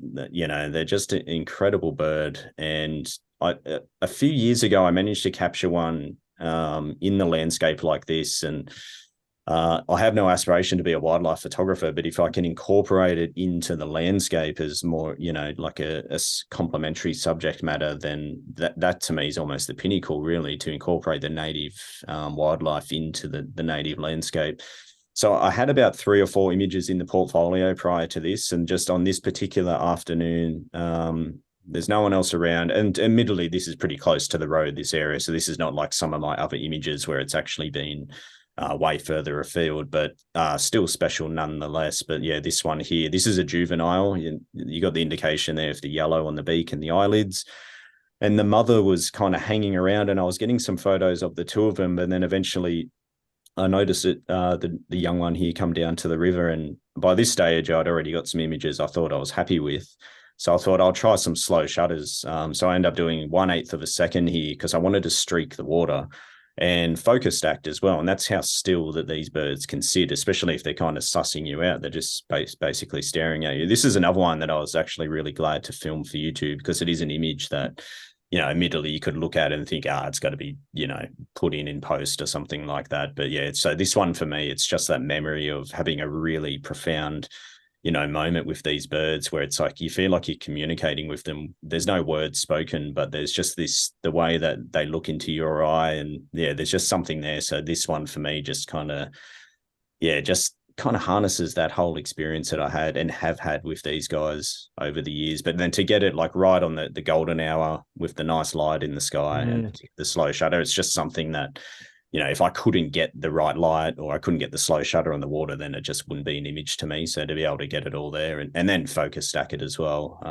I just felt it's like also a great composition though as well. We got that tree, the peak there right in the middle of the valley there, and that's lining up with the light there. And it's just, and that's it. Like it's one thing to photograph the birds, but then to line it up with the actual landscape, it's like, come on, and like you're asking for a logistical nightmare, which it generally ends up being. But yeah, I'm pretty fortunate now to have half a dozen or so in the portfolio, and this was just I love your Kia shots. They're so awesome. Yeah. And I just imagine you walking around like going or something like that, and they all just descend down and do all the things they need for you. I wish we try. They just ignore you. The amount of shots you get of them, it does feel that way. Oh, I know. Some people have said it. They're like, "Is that your pet?" and all this. Like the Cinderella of Fjordland, just starts singing. There's just this cloud of Kias carrying Will down from the clouds. In my final form, just surrounded by them. We'll do one more. Let's do. I'll do this one here. Oh, okay. Yeah. So this is just one of the. Each year I do a trip out. Doubtful sound? No, not doubtful. Closer. So yeah, Fjordland, there's about 14 fjords, and then there's a series, multiple arms that kind of extend off the fjords as well. The most famous fjord is Milford, and then there's Doubtful as well. But then like there's a good there's a dozen other ones that are out there. The problem with those ones is they're just inaccessible there's no roads essentially. So each year I do a trip with a company, some local guys here that run a really good outfit. They've got a charter boat that's based out in Dusky Sound. And yeah, each year we go out with them, we charter the boat. It's a photography workshop, and we've got, all the southern fjords to explore. And you know, when you're out in these remote fjords, there's no one else out there. There's no phone service. It's just you and nature. And we generally do it in the wintertime where the light is just lingering and low and lots of atmosphere around. And you're living off the land, catching crayfish and, fishing for your tucker. And it's just an incredible experience. But anyway, yeah, this image here was just, it kind of typifies for me what it's like to be out in these fjords. It's essentially, you've got the ocean, then you've got temperate rainforest, and then you've got essentially glaciated mountain peaks as well. So to get all of that in a single image, it's just something special for me, because that's what I truly love about here in Fiordland is it's that combination. It's the trio: ocean, rainforest, mountains. It's the three things I've always been drawn to. And yeah, to try and capture it in the single frame. And I just love, I just love the atmosphere that we get in these parts. So it's just, this one for me is just one of those ones. And I reflect back on those times. The water is so calm generally in these fjords because they're so windy and isolated, and there's sheer mountains either side of them. So the wind very rarely will, make their way down there. So you wake up in the morning in winter and the sunrise isn't until 8:30 or something. So it's just, you're watching the morning just slowly reveal itself from that darkness, pure silence, glassy water. And then very slowly, the peaks just start to catch that morning light and everything just comes alive. And yeah, it's just a very, very special part of the world. And this is just one of my many attempts at trying to, convey the place. So, and yes, the bird was shot at a separate shutter speed and then put in the frame because the background was obviously shot low light with a slower shutter speed. So, but you're on the coast here, so you just take your pick of the seagulls who are just flying around all the time. So yeah, there we go. Lovely. Very nice. Captured the that sort of soft quality of the light beautifully in that shot. Like I don't know, like saw a couple of those moments in New Zealand that like with those moments of atmosphere and the first touches of golden light that you just very rarely get in the mainland here. And it just captures that sort of phenomenon really beautifully. Thanks. Yeah. And it just lingers so long down there, especially that's the far southwest. So the latitude, the arc of the sun it stays relatively low most of the day. So you could get an image like this 2 hours after sunrise easy. It's just incredible how low it is and just kind of lingers and it just makes everything look magical. That's for sure. Yeah. Fantastic. Well, thanks for sharing. Thanks, guys. Tim, you're up. Yeah, I've got a few. Just share. Press that one. Oh, can you enable screen sharing? Oh, sorry, because you jumped in a bit later. There we go. Yeah, I did. Awesome. Yeah, you're up. Cool. Right, I've got a couple, but I mean, most of my photography from this year has been when I've been out walking and climbing. So I've done a pick of a few, including a walking shot. So this one's very early in the year. We have it's a very odd winter we get in Scotland where it's very maritime. We get storms blowing in, and then sometimes you get a northeasterly that'll bring the weather in from Finland and Russia. So you get these deep freezes, and this is the back of one of the deep freezes where we went climbing at the back of this hill. This was on the walk out. So this in the background is Ben Nevis, and it's on the edge of one of the ski areas.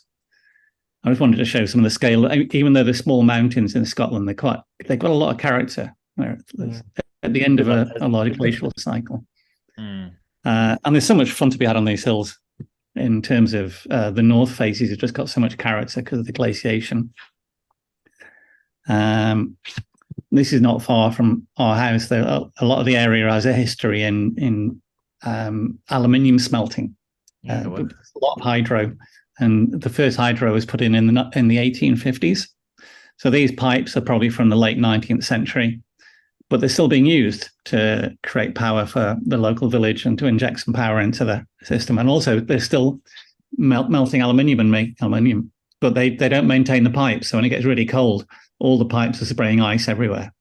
So it's great fun to go and explore the remains of all these icicles. One of them exploded this year, which shook up the whole village. The village is like a Victorian, an old Victorian mine village. Like you can see the buildings in the background.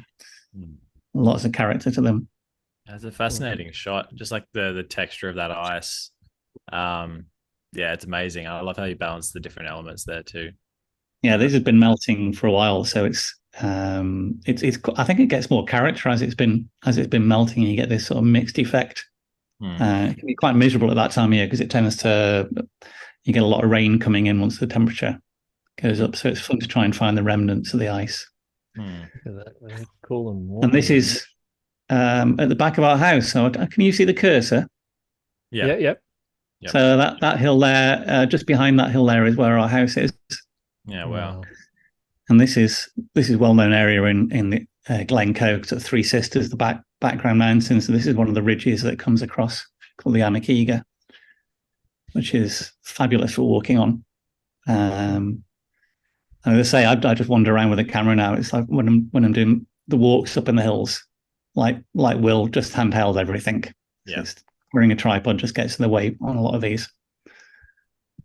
I like your understated definition of hills, Tim. I think it must be a Scottish thing. Yeah, none of the Scottish call them mountains; they're all called hills. So just off for a walk in the hills. That's more dramatic than Mount Kosciuszko, which is Australia's most tallest peak. That's just a hill with a tall, high elevation. I think we're about 2,000 feet there, so not particularly high. Yeah, yeah. And this is another one that quite a well-known mountain in the background, Buccleuch Moor, which we see a lot of photographs of. Yeah, but there's something about ice and snow, and we commented it on the competition this year, is how many pictures we loved from I think it's the transformative nature of the way snow and ice changes everything you're looking at, and it changes on a regular basis, so you can come back the following day and everything's dramatically different. Yeah, I love that soft light that you had there was gorgeous. That sort of tinge of pink and orange in the clouds. With that, it's like Will was saying, at the time of year in winter, the sun never gets above about 10 degrees above the horizon for about 2 months, and it's great. You can sort of pick anywhere in an arc of about 150 degrees and say, well, I'll just wait until the sun's over there. Yeah, that'll be quite nice. Oh, that's gorgeous. And this is just from a local park. I'm trying to get back into using the large format camera again. So this is one of the ones with the big camera. Yeah, cool. And it's something I've found. I think it's a combination, because I go out now and I tend to work without a tripod with my digital camera. Yeah. And then when I take the large format out, obviously it has to be on a tripod. So it transforms the way I take pictures. Everything has to be considered, and it costs money to take the picture. So it's like, almost like yin and yang type of photography. Yeah. And you might sit here for 15, 20 minutes waiting for things to line up, or waiting for the wind to work perfectly, whereas everything else is in passing, move on to the next photograph. There's so many great those little gaps in the trees where you can see the river as well. Just adds an element of depth. Yeah, really nice depth there. It's cool. I was going to say they look like a pair of lungs to me. Those two on the left. These two, yeah. Oh, I've not noticed that. Yeah, just all the little macrocosms or microcosms within that frame of just all the little scenes within scenes, like the window to the mountain, the top left, even just the patterns of the branches, the way that branch goes into your bottom right, and I don't know, and like the little windows through to the autumn trees on the other side. You can see how considered it is, the composition. Yeah, it's beautiful. Yeah, there's something about complexity in pictures, and it's an interesting thing in the competition with this as well, because I wrote an article about it in the last issue, that a lot of the pictures that did really well in the first rounds and the second round, when they were being scored as part of a big group of pictures, the ones that came top there didn't end up winning the competition. A lot of the pictures that did really well, because we have this live sessions at the end of the competition, everybody started, I'm not saying getting bored of them is probably the wrong thing to say, but they started seeing more and more in other pictures as they developed. So some more complex pictures bubbled up to the top during the judging. And I think that was quite interesting to see. It's funny. I feel like there's a progression of not skill, but I don't know, in some photographers' journeys where you learn how to simplify and then you learn how to work with complexity again, but have order within the complexity. Because like when you're first taking photos, they're complex. You're just trying to capture everything, but it's a mess. And you learn how to break it down to its core elements from there. And then once you know how to create a compelling composition and simplicity, then you actually push yourself then beyond that into really complex things that still make sense. And I think they can be some of the hardest photos to take. And it's something that I've started trying to do with myself, and it's not easy. You can get it to work. It works really well, and it's. I think the other side of that is trying to make it look like it hasn't been composed, if possible. Yeah, it still sits naturally, even though it's complex. Yeah, and then once you start to dig deeper, you can be like, oh, actually, no, that's like really deliberately placed there, but it's not immediately like the camera has announced itself in the photo, if that makes sense. So absolutely, that's something that I consider like Peter Dombrovskis was a master of, for example. Indeed, yeah. Joe Cornish has a great video where he's looking at some of Peter Dombrovskis' work and just how how he breaks every rule of composition in certain photos, but it's still actually like this photo makes sense. And I think some of that's like an instinctive thing for what works and what doesn't, rather than a distillation. You can look at something and go, "That's going to work eventually if it's stand in front of it." Yeah, absolutely. This is my first experiment with a drone this year. Oh, very nice. Very good. So it's a little waterfall at the back of the village you saw with the pipes earlier. And the waterfall is completely shrouded by cliffs and etc. And it's got you can probably see there's a via ferrata going around the back of it as well. But I always wanted to get a photograph. So my goal with the drone is to try and take pictures with the drone that don't look like they're taken with the drone, if possible. Yeah, that one looks like it's from a high vantage point rather than a drone. I really like that.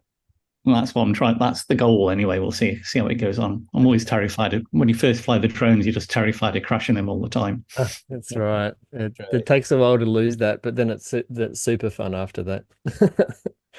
I thought I'd pop this in just as you mentioned the grasses and the colours in Iceland.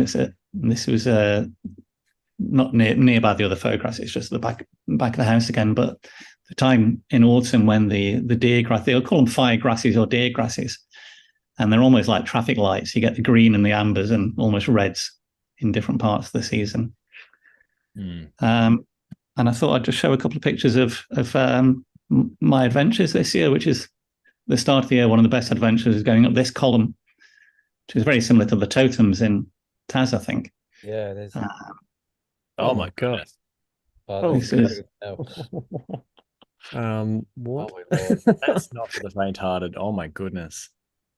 So this is I think it's 110 meters tall. So a friend of mine gave me a call one day saying, "Do you fancy going and climbing it?" And I was like, I didn't know whether I could climb it for a start, but I thought if I say no, I'll regret it for the rest of my life. So I said yes. Well, you might be alive to tell a tale, though. But yeah, that's a cool. Fortunately, one of the bonuses about living in Scotland is there's so many people who want to do mountaineering as a job. They have to get lots of experience. And I'm friends with one of the head guides there. So he'll just tell me who's learning to do the mountaineering is good at it. And they need free guinea pigs to be taken out. Yeah. Wow. So this is with a friend of mine, Louis, who's also a good photographer, which comes in handy. I was just saying, I kind of like that tiny little gap between what you're climbing on the left and the headland. Back there. That little bit there. Cool. The colour's amazing in the rocks as well there. This is one of the things I've loved about climbing is you go places that just haven't been touched by people at all. There might be a channel that's been worn where people have climbed it, but either side of it, you're completely wild. Yeah. This is the start of this year. Sorry, this is last week up in the Cairngorms. Went for a climb. What else have we got? That's the picture that Matt was talking about. That looks like the one you sent me, Tim, and I was like, oh. Yeah, Paul. So this is right there. Just gnarly. Long run outs, like not much gear, just slippery. Oh God. This is what people do to learn how to climb in the mountains. They go up to random crags in the middle of the woods and bolt them up for a bit of fun. And yeah. Wow. A couple of other ones. But yeah, I'm hoping to do a bit more photography this year. I'd like to. I've got the idea for a book for talking about the local area, Glencoe, because I spent so long just trying to get access to places. And I think it's time to go back and dig into taking the photographs and camping out. Have you seen Alex's book? I have indeed. Yeah, it's very good indeed. Has it arrived yet with you? I'm patiently waiting for my copy. Yeah, so he said he he was email asking for tracking the other day, actually. So I think he said he sent them out at the end of last week. He was doing a lot of the international ones. Yeah, that's what I saw. So, people that do you want to describe the book to people that might not know, Tim? Yeah, so let me grab a copy. Hold on a second. There you go. Free plug for Alex. Merry Christmas. It's Scotland based, isn't it? Alex wilderness. Alex is the preeminent sort of mountain photographer in the UK, and he's done a book previously called The Northwest, which is about the northwest of Scotland, and this one is called The Great Wilderness, which is it's not really wilderness, but it is about the most wilderness-like area in Scotland, and it's also known as a fishwheel forest, but it doesn't have any trees. So very peculiar names they've got in Scotland, and it's just a fabulously made book. You just open it at random on pictures. Yeah, some nice behind-the-scenes stuff. That's cool. Yeah, very good. Oh, look at that! Wow. Let's see if we can pick some random ones at the back there. Oh, that's fantastic. So yeah, so this one's available for Christmas, and it's just full. One of the things that Alex does that I quite like with books is he doesn't publish a lot of the pictures that he's going to put in the book. So when you buy the book and open it up, probably at least 2/3 of it are new to you. So you feel like you've got a good reason to buy the book. Otherwise, you're going to miss out on seeing these great pictures. Yeah. Yeah, I'm really excited to see mine. So yeah, if anyone is looking for a coffee table book for Christmas, can highly recommend. I can't wait to get my copy. alexmail.com. Yeah. And if people want to access the NLPA book, what's the best way to get a hold of the that? Natural Landscape Awards website. So if you just search for Natural Landscape Awards in Google, it'll bring you up. And we have the new book is going to go for print in January, so you can pre-order that at the moment. And the previous two books are there. Volume 1 is nearly sold out. In fact, I think I've got 2 copies left. And America's got about 20 copies left. Yeah, very good. Fantastic. Wow. Yeah, you happy with how it's coming together, Tim?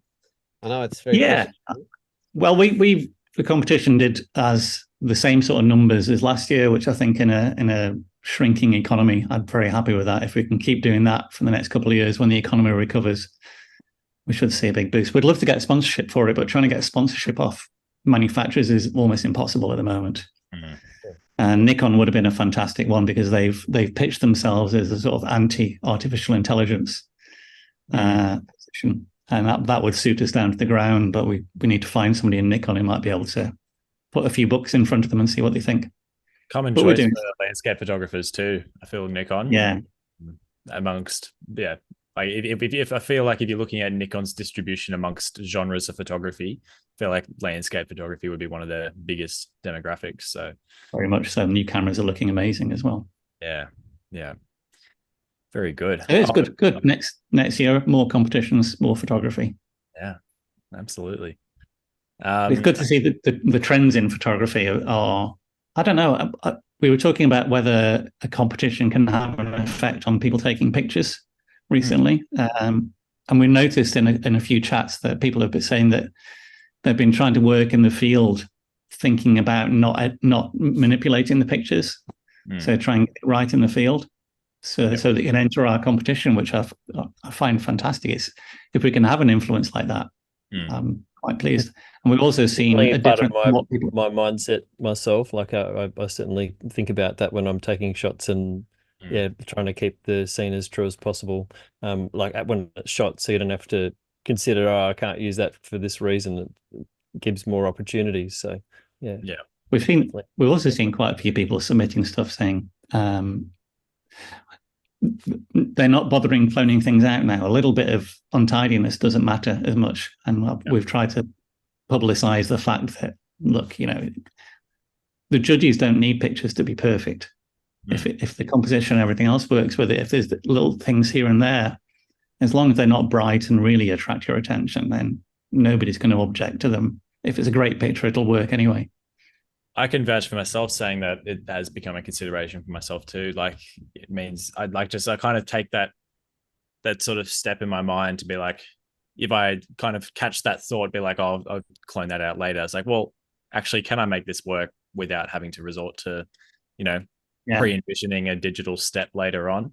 And I personally have no issue with pretty heavy post-processing. Like, when I first got into photography, like, the really heavy processing was kind of my big inspiration. I learned Photoshop before I learned photography. So I've got no qualms with it. And if it means the difference between me liking a shot or not, then I will still do it myself. But it has given me that consideration to be like, actually, no, like, nature is incredible in and of itself. It doesn't need a Photoshop tweak to be presentable to the world. It's beautiful as it is. And I think that's been more, it's kind of clicked that in my brain to be like, actually, I can present nature as is to the world, and that should be valuable without having to make this almost cartoonishly perfect sort of scene. And those I think the scope for using technique, I mean, I take pictures where I'm doing manipulations that wouldn't allow them to be in the book. Yeah, quite often. Mostly around slightly warping things to make them fit in a frame. Yeah. But like you say, it's not the idea that you shouldn't do it. It's thinking about what's actually necessary. Is it really necessary to do some of these things in order to make pictures work? So. Yeah, there's another rule you have that is also really great that way, and that's that you can remove transient objects in post-processing, which means that if you see an annoying leaf there in the field, then you don't have to remove that because it's a distraction, because you're allowed to remove that because it's transient. So in some ways, it's also encouraging you to not disturb the environment. That's exactly the reason we introduced the rule, because I'd rather have people doing that in a Photoshop than do it in that's right. Doing in the it real digitally world. obviously is a much less impactful way of doing that. So I see that rule also being very positive in probably how it affects people shooting as well. I've talked with old photographers who used to carry a saw around with them, just to remove things. Someone did that at the Wanaka tree, didn't they? One last question for you, Tim. So the other three boys, they could have a bit of a go with their photos. Is for someone that spent that much time in the last 2 years poring over other people's images and not taking so many yourself, how do you feel like that shaped your personal approach to photography and maybe how you apply yourself from here on? Just get rid of that. Okay. Yeah.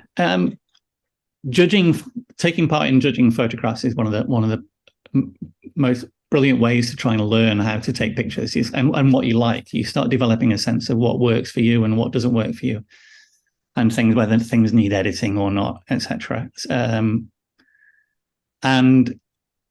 I think one of the big things for me is that especially with the competition we're running here, is that the most amazing photographs often aren't the ones that do as well, because they have an instant hit, which is great, and that's fantastic, and it will attract your attention. But I think the sense of complexity, like I was talking about earlier in photographs, was something that I really grown to enjoy, because when the judges only see the photographs for they judge them one round, judge them a second round, then we have a couple of live rounds looking at them, and I'm looking at them from when they arrive through to finishing the book and sending the book out. So my eye for the picture changes on that time, and that was really interesting to see how it changed. So I think it's a really good idea for people to get involved. I don't know how people get involved in competitions, local clubs, or just organising between friends, looking at each other's pictures to try and edit them. I mean, you run workshops with people when you've got a group of people together and you start going through photographs. It's really surprising how people choose pictures. And also the one final thing there is how different people's opinions are. When we do the judging, we get all the judge scores sorted by judge. And if you look at our winners, and in the final round, they score from 0 to 5.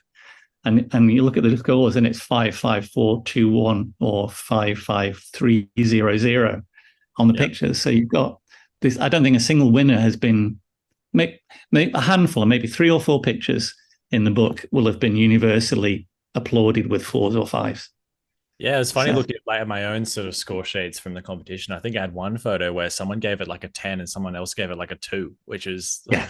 pretty amazing. Like it's some It's strong there. It's peculiar. I think in the final rounds, because everything's already so good, everything's going to be good. So even a 0 is Yeah. still a good picture. But To me, the it's variability like if is you went to a restaurant. reassuring. If What you was went that, to a sorry? restaurant, some guy might love a meal, and then the next person just says, I don't like that taste." Yeah. It's just, Exactly. it's all Same subjective. thing. Yeah. Same thing with music. You know, you got Yeah. you got somebody might not like metal, or somebody likes Taylor Swift. Who cares? And it's interesting that the good stuff still bubbles to the top. So hopefully the songs will win if they're good, regardless of genre. Yeah. Well, what I Um, love It's about still that at the too, top, Tim, is mate. that, It's debatable, that one. I don't know about Yeah. Eurovision, mate. what I do like though is that because your judging process is so considered, it's giving images a go. Like most people probably consume content on social media, and that has that immediate sort of you want something that does have that wow factor to stop people scrolling and actually engage with your image. And so it's lovely that the competition is almost rewarding, or at least being able to bring up other shots that may not traditionally, hit the heights on social media, be the bangers or whatever they say. Yeah. But you know that they can still be celebrated. So I think that's also just a real wonderful thing about that competition. Yeah. We had a lot of people asking questions about the winning picture, saying, "Why is it good? Why is that good? You know, it's won the competition. I don't understand it." And it is. I mean, that's just down to what you've learned to like, and I think it's almost the same as if you had in music competitions. You know, you have musicians judging music competitions. They will choose different things than the public. Just you can tell that from just listening to the radio. Yeah. And the same with like maybe wine competitions. You know, it takes a while to develop a head for what complexity is nice in a wine. People's taste vary. So we're sort of the photographers' competition in a way, not the populist competition. Which is the reason we started it, is to try and reflect that. Like there's certain genres of music. A musician, like jazz is like a musician's genre. But you know, you're not going to get like them. And whereas more sort of palatable ones will be what the public enjoys, and that's just because there's things that are appropriate for different people's knowledge and understanding of things. And if something is fresh to them, they're going to enjoy that distilled, basic sort of immediately impactful sort of thing. Whereas someone who's been exposed to tons of that, then they want something a bit more complex and thought-provoking. Yeah, absolutely. Yeah, for sure. Ben, do you want to share some of your images, mate? Will do. Let me get this going. So you guys happy to indulge us fellas to show a few? Absolutely. If you need to drop off, that's fine. It's getting Yeah, pretty of late. course. Well. Can you guys see my Adobe Bridge there? Yeah. Yep. Yeah. I've got 7 here, so I'm going to pick 5 from that. Just go through them quick, Ben. It's all good. Yeah. Yeah. This was one earlier in the year, around April, I think, maybe. The first few months of the year. And at this point, I'd been awake for about 24 hours because I'd shot a wedding the day before, and then my friend Maddie Hopkins is another Sydney photographer, picked me up at maybe 10:30, 11 o'clock after the wedding. We drove 5 hours down the coast, and then by that point we were like, we arrived to the accommodation about 45 minutes before we were going to get up for sunrise anyway, and so we just stayed awake, met our friends there, Michael Kenny and Lyle Cuthbert, and just went to this spot in on the Sapphire Coast. And yeah, so it's a pretty big sea stack nearby, just in this little bay that I've shot before, and we kind of just got this clear morning, so it wasn't really worth shooting a wide angle. But there's just the entire Sapphire Coast is just this mecca for incredible rock details, and a bunch of my favorite sort of rock abstracts have been around there, as well as the sort of Royal National Park closer to Sydney. But yeah, this one tripped a few people up when they first saw it. It was so it's like this sort of cool early morning shade that made this blue sort of tone in the rock, and then this golden color was reflected from a big sunlit cliff above it. So you kind of got this immediate natural contrast, and then you got these little limpet shells in here, and little bits of sand and everything like that. So it's like a 20 image focus stack at maybe 250 millimeters. So yeah, I really enjoyed shooting this one. It was very small little scenes, maybe about that big in size, but yeah, no, I just love finding those little scenes within scenes and making the most of those sort of things when the wider scene just isn't conducive light wise. So like you've got the channel there for the eye to pretty much make its way. Yeah, through most of the scene is pretty nice. Yeah, through the center and that. I thought it was reflections on water initially. I was like, how the hell did you get that sharp front to back with a moving scene like that? I don't know. How my eyes don't seem to be able to work it out. It's pretty incredible that way. Yeah. Yeah. So the contrast of like the detail, the glossy detail on the rocks, and then the sort of liquid gold looking molten water in the little puddles. I really enjoyed that contrast. And there's a couple of points in the composition that like bug me a little, like how this kind of only just awkwardly gets cut off, but that was because there was other elements that I was needing to cut out. So there's a couple, it's not perfect, but I'm just talking about imperfections. Maybe that's one of them. A time to embrace it. Won't go into this. Is just sort of a simple wide angle down to the south coast, but I've been wanting a beautiful sunset or sunrise there for maybe 4 years by the time I shot this one. So everything finally lined up. There, like the flow's just nailed, isn't it? Just I was pretty stoked to get that one, but I won't. That one's not really, doesn't have much of a story.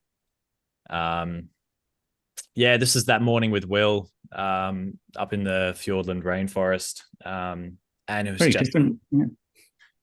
Very different. This is during the blizzard.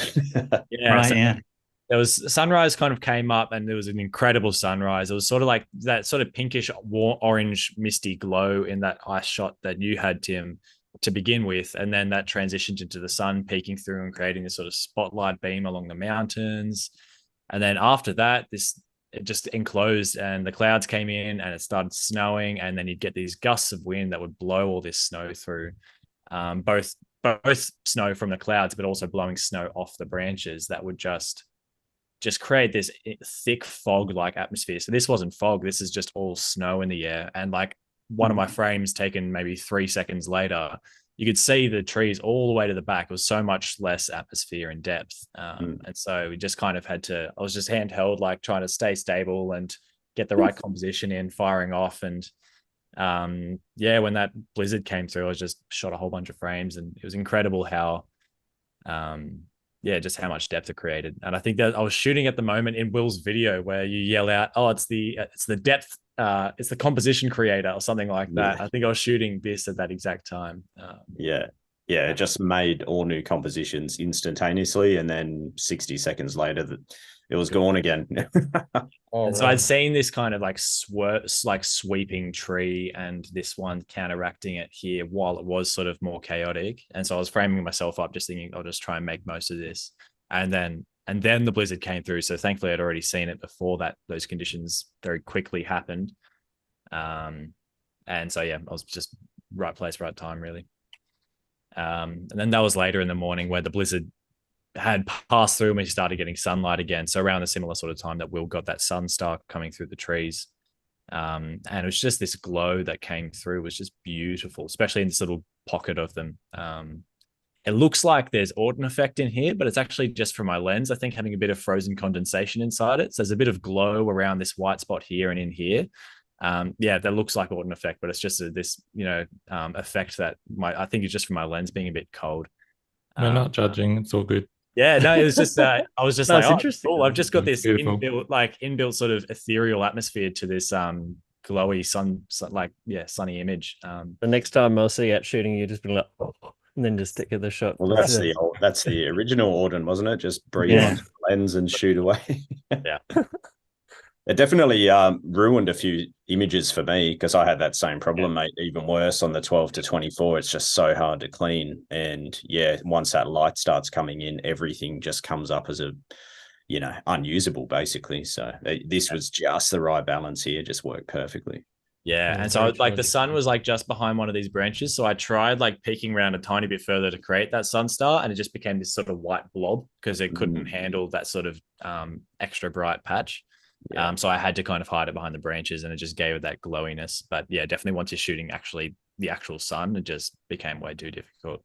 So it was a bit of lens swapping like while things became unmanageable on certain lenses and the condensation sort of cooled down.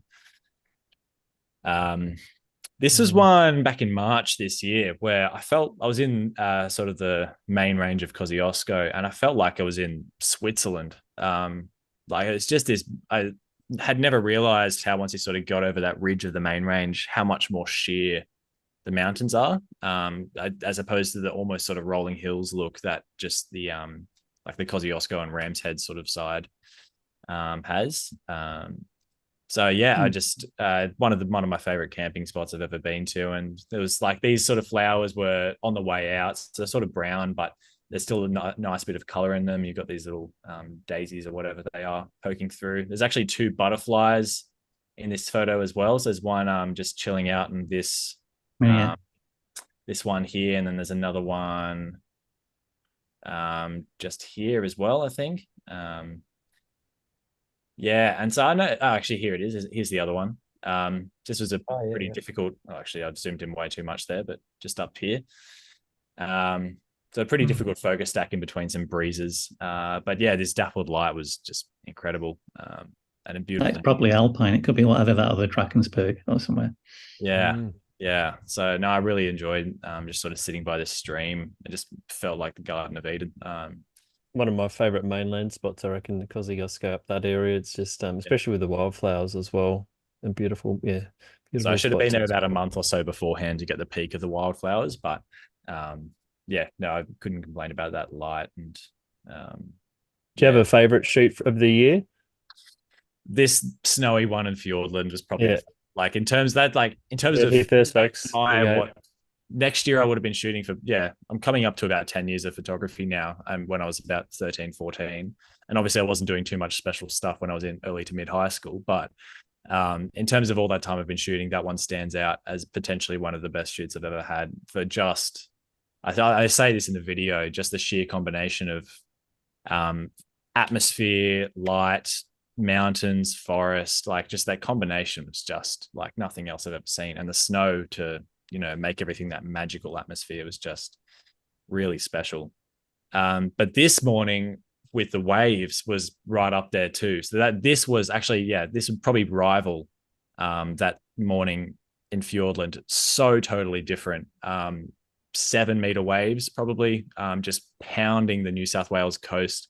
And this is about 40 minutes from home. This is just near Cronulla, for those who know the sort of Sydney coastline.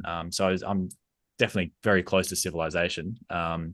But yeah, there's this spot in Kamei Botany Bay National Park where you can just get up on these cliffs and look at these waves pounding through. And I've shot some decent sized waves here before, but this was just once in a generation sort of swell. And there was locals who'd lived there all their life that said they'd seen, points breaking there and waves breaking there that they'd never seen ever in their entire life. And so it was just the raw power and the overwhelmed senses of seeing these massive waves just come pummeling down, and the beautiful light that illuminated them, and just being blasted by salt spray and blinded by the sunrise. And I shot maybe 128 gigs worth of photos and delayed an appointment several hours so I could keep shooting. And it was, I love the sharp detail of the water in the foreground. That works so well to give it an idea, to give it context. And I can't be the only one that can see the wolf head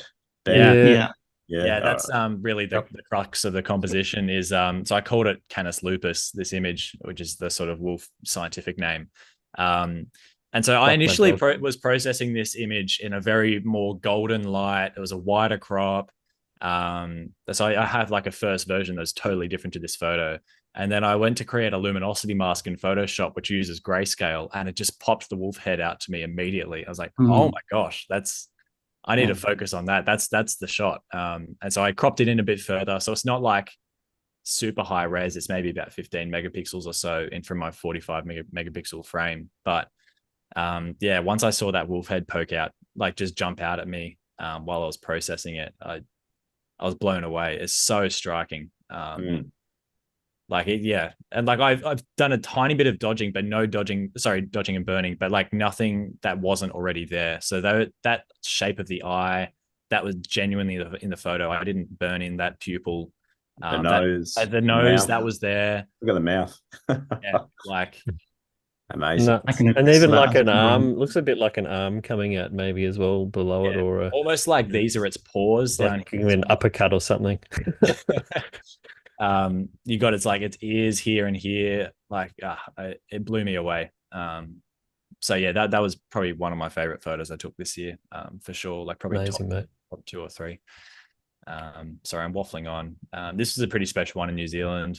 This canyon's sort of blown up in the last year or so. Will's got some incredible shots in here, and actually just sent me one today or yesterday with some beams in there that looked insane. And so yeah, I was considering like, oh, do I go here or not? Because it's pretty popular. But walking in here, I was still just blown away by just how picturesque it was, and yeah, pretty special. Beautiful. And I loved the sort of schist textures in these rocks, and the blue and the green. Yeah, nice depth here. Really nice. Just leads the eye all the way in. Beautiful. The sort of snaking composition all the way up as well. And it sort of almost looks like the silhouette of a face, like the side profile of the face in this rock here to me. If you sort of squint your eyes at it, and you kind of got like a little hair up here. Yeah, so I know I enjoyed that one. Is that everything? Yeah. So those are my kind of highlights from the year. Sorry, I couldn't quite get it down to 5. Looks like the NZ trip was, well, just everything you could have hoped it to be. Yeah. So I've got many more photos to work through that I'm equally stoked about. So yeah, there'll be a gallery release at some point next year. The sort of last day, like you were saying, Matt, with Iceland, 5 minutes onto getting on the plane, you're planning your next trip there. I was talking to Will, I was talking to Michael, be like, oh yeah, I should come back this time next year, do an adventure in the fjords. So we'll see what happens when it lines up. I'm very keen to get back. That's amazing, mate. Well done. All right, I'll stop sharing here. Loki, do you want to hit it? Oh yeah, I can give it a bit of a whirl. Let's see what I've got here. All right, share screen. So, yes, this is probably one of my favorites that I took down in Antarctica. I cheated a little bit. It was taken on the December the 30th last year, so I can't quite say it was taken this year. So apologies for that. But I mean, I think I took 60,000 photos down there or something. So because I'm a spray and prayer. So basically. But with this one particularly, I like the separation between all of the penguins here, and they're not really intersecting in any of the wrong places, I suppose, and also just a nice arrangement. And obviously it took quite a lot to get the timing right with it. The front one is a little bit soft, which does piss me off quite a lot. So I'm going to adjust some of the things I do next time when I'm shooting there. But it's definitely challenging. What my experience was shooting there was that I never shot so much handheld in my life, really. So I'm very used to being on tripod. So Will's probably gone, oh, yep, welcome to the fold, mate. But it's you really don't need a tripod down there at all, because you're on a boat most of the time. Tripod's pretty useless on a boat.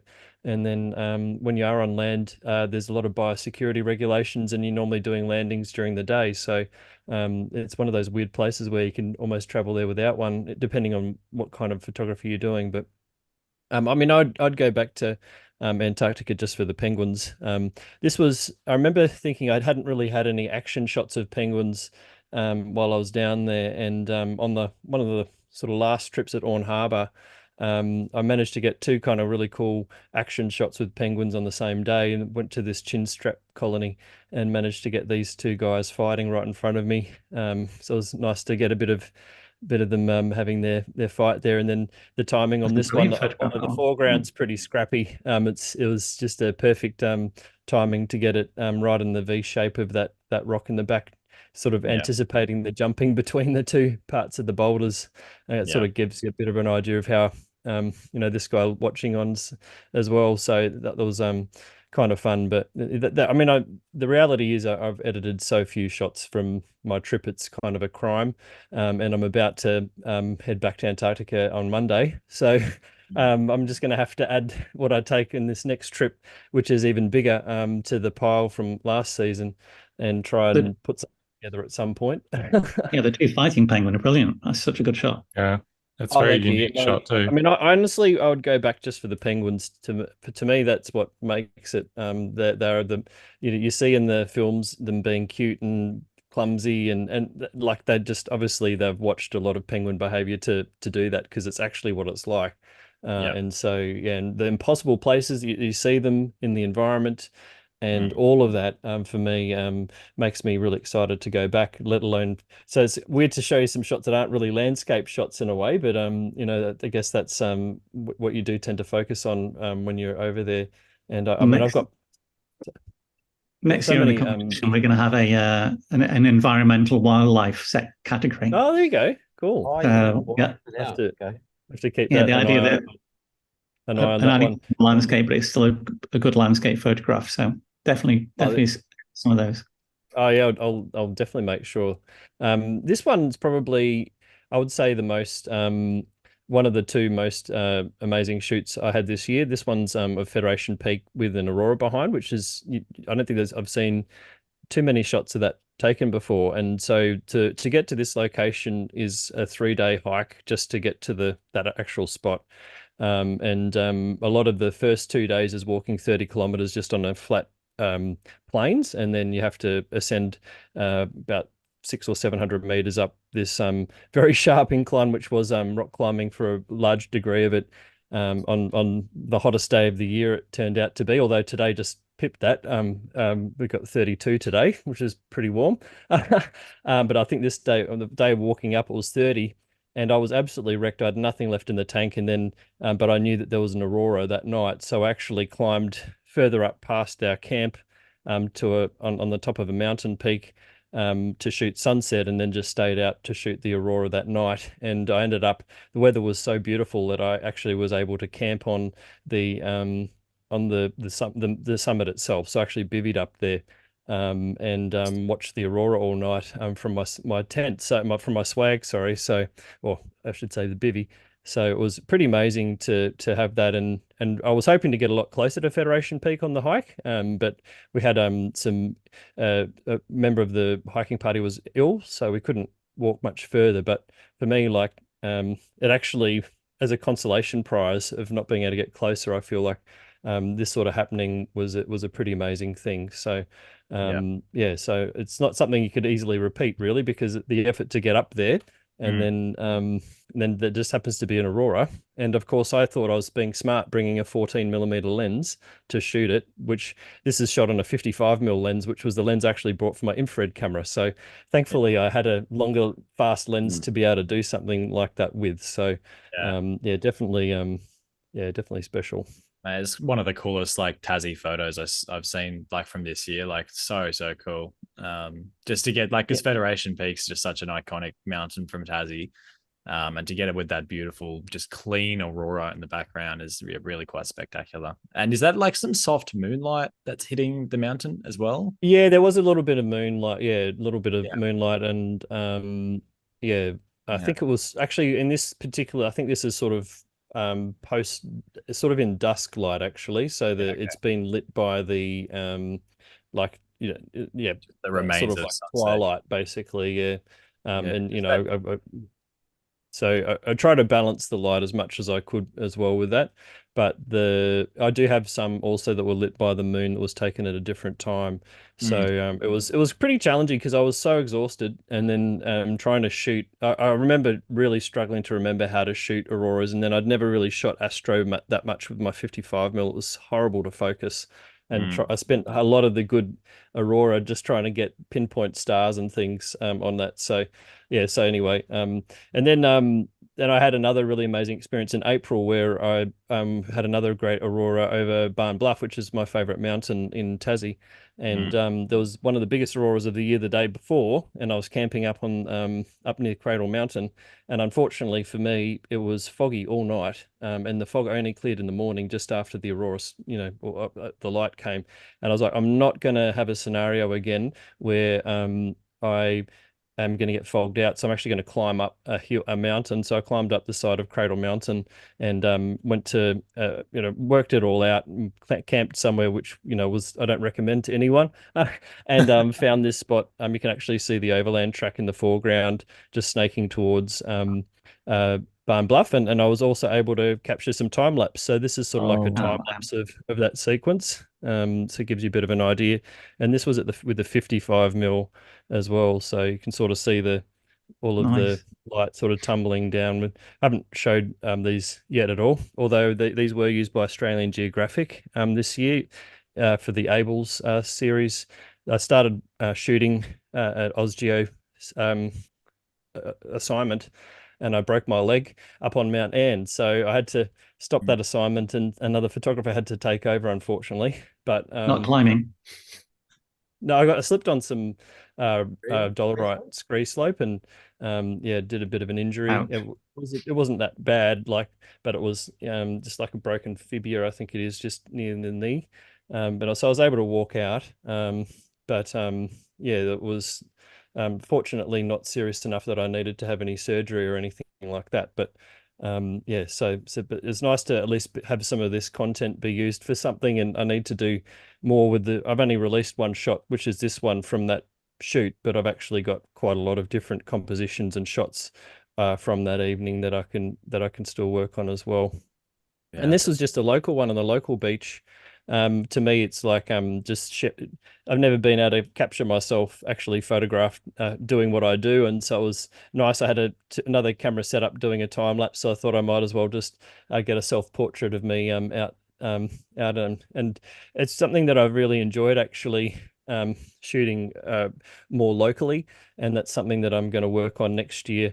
This is a series of shots just from the local beach that just in front of my house, and so I'm just going to call it the series Stone's Throw, because it's only 100 meters from where I live.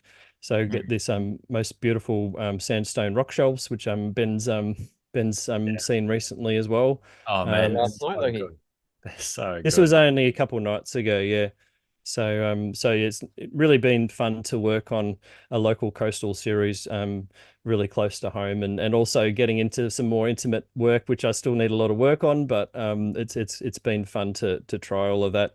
And finally, I do have some from a very big show, the biggest aurora I've seen in Tasmania. It was doing multicolors. It was doing above, like the auroral corona. This was the other It's night, actually wasn't it, mate? shooting Last north. week. You can see, Thursday night. It's epic. yeah, Last week. there's just all of and the bioluminescence there as well. And then it felt like the Northern Lights for a period of time. Yeah, just really stunning sort of scenario, and turning up there with the bioluminescence and the waves going off and everything else, it was Very pretty cool. incredible. So yeah, I feel very fortunate to live where I live, and be able to see these amazing things and be able to capture them. And so and now I'm Sometimes, heading. just gonna say, sometimes I feel like this aurora is just picked up because I've left Tasmania. Well, it is the solar maximum, you see, Oh, as well. So you probably could have there's picked solar. you You're could gonna have have to waited come till back and then visit, and then Matt. moved. Yep. But yeah, that was the mistake. No, it's not a mistake, of course. It's it's going to get so big you'll be able to see it from Bright anyway. So that's where it gets its Yeah, name we've had a from. couple of nights up on Buffalo watching it, but Yeah. nothing like what you experienced. Yeah. It's that one yeah, well, very lucky where I was on a location called Goats Bluff, which is probably one of the most popular locations in Tassie for auroras, and it just so happened to have this clear hole in the sky where you could actually see it, and it wasn't, you could go 50 k's the other way and it was just cloudy, so it was super lucky with that. And so for next year, I'm just excited so much to go back to Antarctica. If you're thinking about going to Antarctica, talk to me, because I've got an awesome trip also coming up. I'm heading back again next season already. I've had that confirmed essentially. So if you want to join me over there, then yeah, get in touch. Certainly really excited to have going over there as part of my life, and being able to share that with other people as well. So yeah, it's a real gift, and I've probably not been working for the last month, probably just preparing for it, and making sure that I didn't do what I did last year and stack my calendar right before and start to get a bit stressed about it before I left. So that's been nice. But yeah, so I'm also going to Patagonia, El Shelton, for 5 nights as well, and then South Georgia Island and the Falkland Islands, which have some amazing penguin colonies and albatross and all sorts of things. So yeah, very, very grateful and looking forward to it, and hopefully make it back in one piece. And then yeah, plenty of workshops for next year, and try and work out how it's all going to pan out from there onwards until the next Antarctic season. So yes, so that's me in a nutshell. Fantastic. Thanks for Nice. sharing, Luke. No worries. Last but not least. Lucky last fellas. Jeez, Best to last, is it? Not jealous. Not jealous. I didn't know about South Georgia or the Falklands. I'm like, you bugger. Yeah, it's like basically my two top. If I could write two bucket list top items, Patagonia in there would be the number 1 and 2. So to tick them both off at the same time, and then have Antarctica on top is yeah, it's very exciting. So I'm okay not shooting for a few months if that's the case. Yeah. You guys see my screen? Yeah. Yeah. Oh yeah. So Yeah, it's epic. a few years ago when I met Luke Tscharke, and I had only taken almost by default a few raw shots over the years. It kind of changed my life. So I got bitten by the bug. Benjamin Aldridge and also another good friend of ours, Andrew Phipps, and actually I was standing next to Andrew on this very shot. And usually I'm rushing around like a headless chook and trying to figure out what the hell to do, but when you've only got how many minutes it's there for. And this is a rare example where I actually stopped the camera for a while and slow down and thought, oh, actually, well, why don't I approach this shot a little bit differently? We'll look at a little bit of time and do a pano. So it was kind of, I guess the shots I chose aren't necessarily my favorite shots of the year, but they're representative of some of the great experiences that I've had this year and things that have filled the soul and sort of inspired me personally and enriched my life in some way. So that's kind of where I'm aiming for a little bit with this series. So this was last Thursday, yeah, and I was sitting on the fence because I was getting up at 4 in the morning to go surfing, and it was already like 11. And I was like, oh, it's cloudy. And then I get this frothing message from Luke, who's just like, get the fuck outside. I was like, whoa. And I just got off the couch and just ran out the door and just got the last of the tail end of it, probably for the last hour. And here I was like, oh, almost thigh deep in water, trying to get a reflection. And I was racing so fast. I just went to the first place I could see it, because I was worried that the clouds are going to come in for where I wanted to shoot, and I'd only have a few minutes. And I lost my lens cap there, which I tried to find, but had no luck. I haven't shown the series yet, but I had a really huge trip in the middle of the year to the Arabian Desert and Iceland and Svalbard and Oslo and Amsterdam, and it was just one of the most incredible experiences of my life. And this was just a stopover, and I was just like, it was in Abu Dhabi, and I was like, well, wait a minute. Let's do a little bit of homework here. It doesn't cost anything to stay over if you travel like I do, couchsurfing.com and whatever else. And I ended up meeting up with a local photographer, and she took me out to the desert and out towards the empty quarter, and they've got 300-meter high dunes out there, second highest in the world. I didn't quite get that far, but it's just experiencing a new place and just taking a gamble about going out somewhere I knew nothing about and reaching out to local photographers. And I think it's one of my great joys in life to just connect with other people and other cultures, and just this crazy juxtaposition of a place, like Abu Dhabi didn't exist almost 50 years ago. It was just a pile of sand, and it was really intense kind of dealing with the kind of inequalities of the culture and this crazy kind of juxtaposition of man's kind of impact just placing itself in these intensely gnarly, wild, raw, powerful places. Probably the highlight of the year for me was going to Svalbard. I did a tour there with Southern Sea Ventures and my good friend Toby, and I walked around that first night till 3 in the morning, just absolutely buzzing, and just getting shots like this is a little bit sort of Jeffrey Smart sort of style, this one, and I sat down with a local guy who's been there 43 years, and he said there's about 10 days like this a year, and I think I got all of them in a row on this trip. It was pretty ridiculous.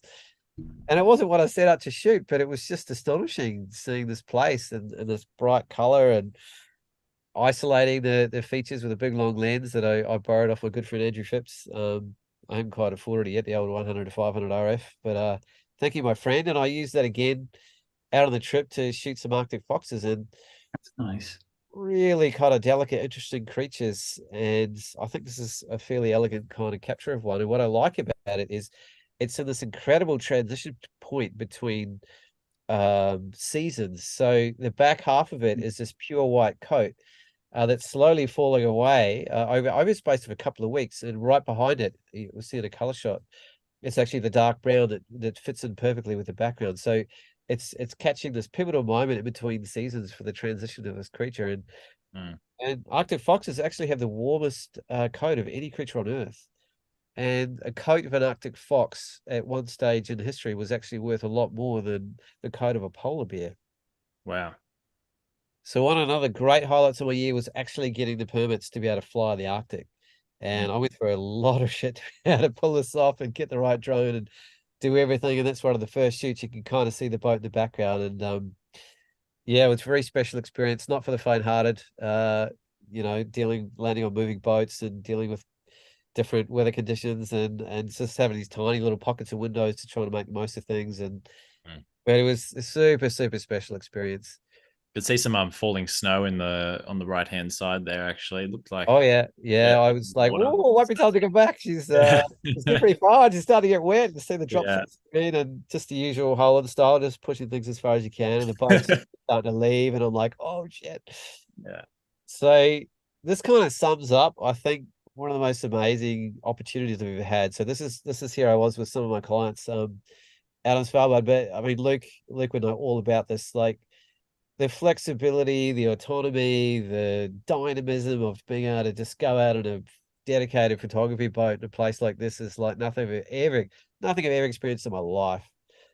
And I just can't even tell you like how much joy I got every single day, just never knowing what we're going to see around the corner. And just, yeah, it's just one of the most joyful experiences of my life. And we got gifted with incredible weather, to be honest. Like it was like fairies and rainbows and candy floss, really. But compared to how the Arctic can get. But that kind of picture that my good friend Tim Cope took that I spent 10 days in a shoebox with, which was we had so much fun, just kind of sums up the experience really well. I don't often take self-portraits, and it's a very obvious place to take one, but I'd spent 20 years dreaming of wanting to get here. And I thought I had to wait till midnight, I think, till there's no one around. And it was kind of like my first night there, and I'd gone through hell and a lot of things to get there, which I won't go into, but it was quite a poetic moment to actually take the time to take a self-portrait. I very, very rarely have done it in my life, particularly with a tripod. And just in that moment, I felt really drawn to do it. And I'm kind of glad I did. It was quite a soulful, kind of spiritual moment of self-reflection for me. And I'd come on the other side of the world, a place I dreamed of shooting for 20 years and just had my own quiet connection that I'd actually arrived and that all the shit I'd gone through, I'd finally hear. And it was quite a special moment to me sort of personally, which is why I thought I'd sort of throw that in. And this is one of my favorite images that I got. I've been looking at other people shooting aerial photos in Iceland for years, and it's probably, arguably, particularly the river deltas of the south is one of the great sort of abstract aerial destinations in the world. And yes, there's a zillion million people that have shot there before me. But like I was saying earlier, Will, but I hadn't shot it.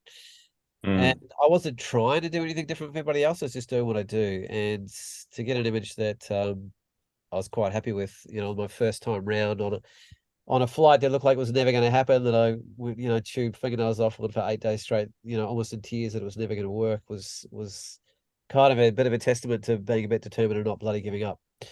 I love that yellow in there, man. So good, mate. I don't know where that comes from, Will. Like it's the obvious. I know, I've seen it with my own eyes, mate, and you can't comprehend it.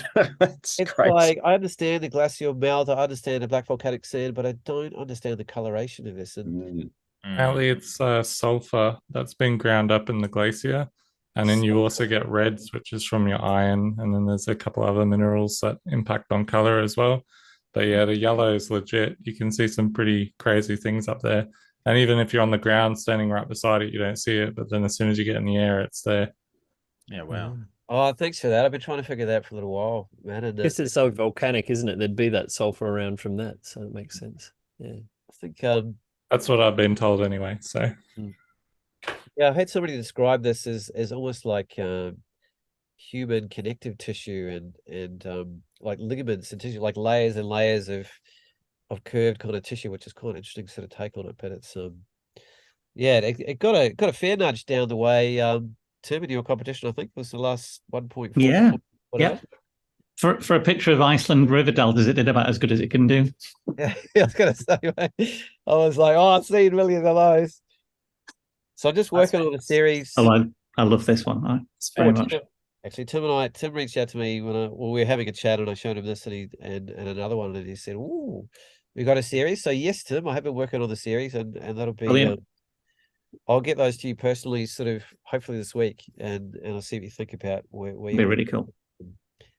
But yeah, I had a very, very quiet day where I just spent the entire day, just with a long lens, just moving into some really sort of intimate relationships. And no, I've never put a bird on a photograph in my life. I don't know if I'm the only photographer that hasn't done that, but it feels like sometimes they're all just there. And I think it's not very often you get to a place you've been to a million times where you just sort of get all the conditions of light you want. This is literally on a workshop that Ben and I ran just, what was it, 12 That days was ago? a beautiful night. And I've been going there for 25 years and I've never got light how I wanted to get there. And I was rushing around, so it's not actually the best composed shot, but it was just beautiful to be somewhere that I've been going for so many times and finally just go, oh damn, I finally got here in the conditions that I've always wanted to get here for all the years I've been going there. And it was beautiful to share it with Ben. Ben and I had a moment just before I took the shot, actually, where we were both sort of yelling and screaming and sort of high-fiving each other and taking selfies. It was one of those sort of peak experience sort of moments, that we kind of got. And I'll finish off quickly with just a couple of personal ones, like peak experience. This is me at like 80 degrees north with two of my best friends in the world. And I literally waited till everybody went to sleep. The captain said, look, I'm going to stay here all night. You can fly all night long. And I literally flew my drone for like 7 hours straight by myself in like the most perfect conditions imaginable. And I was probably one of the more northern people in the world at that time, sort of 80 degrees north in that part of the world anyway. And just in terms of, well, like, boys, we've got to take a shot. Anyone was just on the photos to their wives, and everyone's just absolutely buzzing. It's the peak end of the trip. We're heading back from there. We're in the ice pack itself, which I've never been to in my life. And yeah, you can just see us sort of glowing. And in terms of peak moments, this was the culmination of 2.5 years with these crazy cats. Tim Reid and David Dallenberg. We flew 8,500 kilometers around South Australia, 44 hours in that plane with four of us. And this was kind of the culmination. We created an incredible exhibition. We totally packed it out. We sold 35 first editions or something ridiculous. And in terms of like getting to be able to like the experience itself was so amazing, and then also to be able to produce something at the end of it that had the level of appeal and caliber that we were hoping to get to was massive highlight of this year for me. And the last one is a very rare shot I got of me of just like being out right on the heart of this trip in Svalbard. Just sort of, it was just this moment where I'm just doing what I felt like I was born to do. Like everything about that whole trip just made every fiber of my soul sing. And I felt like it's not very often to get a picture that kind of encapsulates that. The place, the moment, the weather beating, just everything about it was just like, fuck, what a year that I even got to go there. So Look at that rugged bachelor. yeah, they're still bachelor, mate. On a last little farewell shot, a high five from there you go. That was pretty cool. So Yeah, I think it's remiss to not mention a very, very dear friend of the shows, and that's Absolutely. Mr. Dow Dykstra. Dex, he is integral part of our team, and he's a very, very humble man. So I thought about getting him on the show, but he probably would have said no, he might have.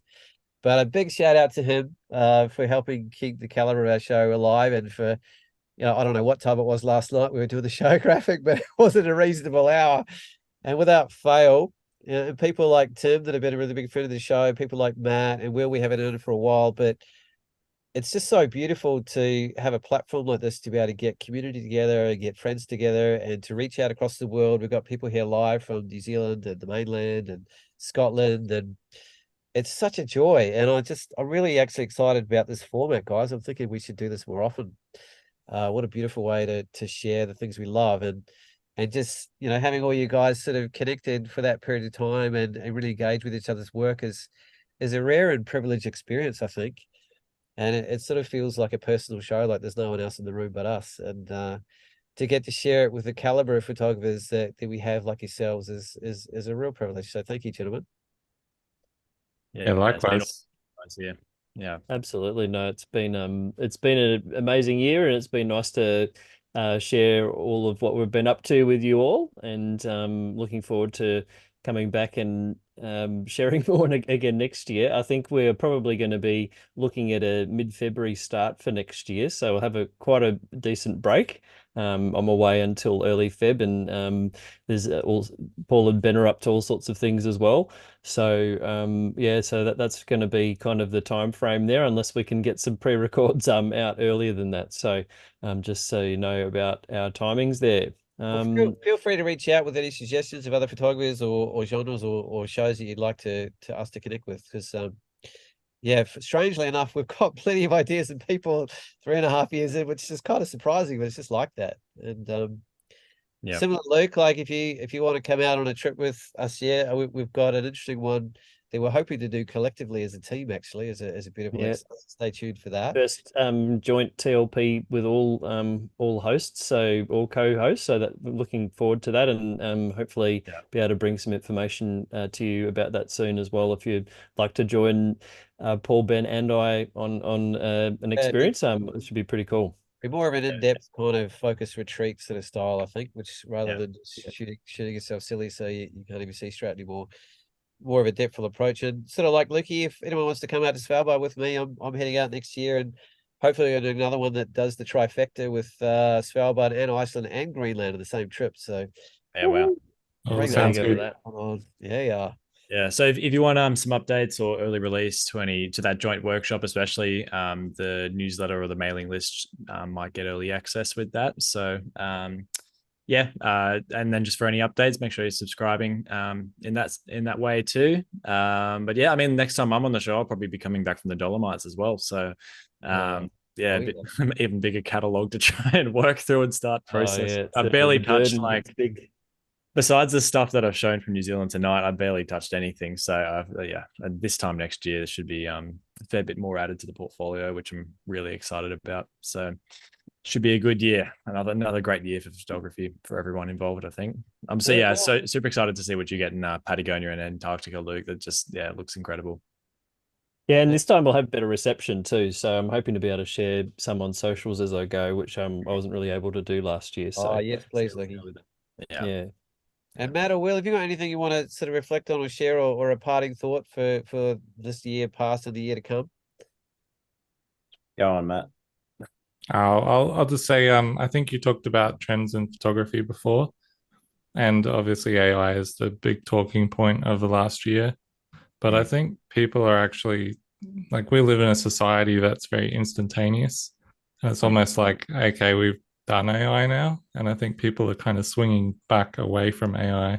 And people are going to adopt it and be into it for a long time, and that's totally fine. But we're seeing a lot of people that are really into authenticity and getting back to the story and getting back to the roots of things and simplifying things and being about the experience of creating as well.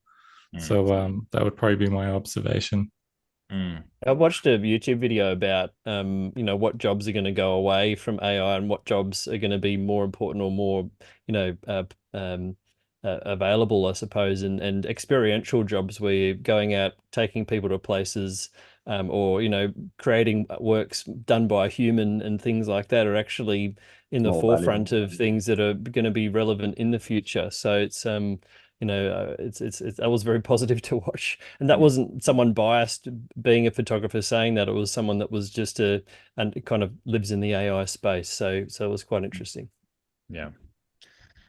Anything from you, Will? Any final parting thoughts? That just to touch on that point. Yeah, I think I've definitely seen that myself with people that I get to engage with on workshops. And yeah, I think, it's not necessarily just AI, but just the digital world that we're in. I think it becomes more and more valuable to just spend time outdoors and just, it's a bit cliche, but disconnect to actually reconnect, And I know for me, that's just been the biggest blessing in my life. What photography's given us is that opportunity to slow down, go outside and just take a look at something that most people otherwise just completely ignore or overlook. And as I said earlier, when I was sharing those photos, like the fact that we can find joy and, you know, such peace and fulfillment in light hitting some trees, for example. It's like, man, that's the cheat code to life, you know. It's so true. it's free, it's right there outside. We just got to get out and do it. So yeah, I'm just really, you know, I reflect every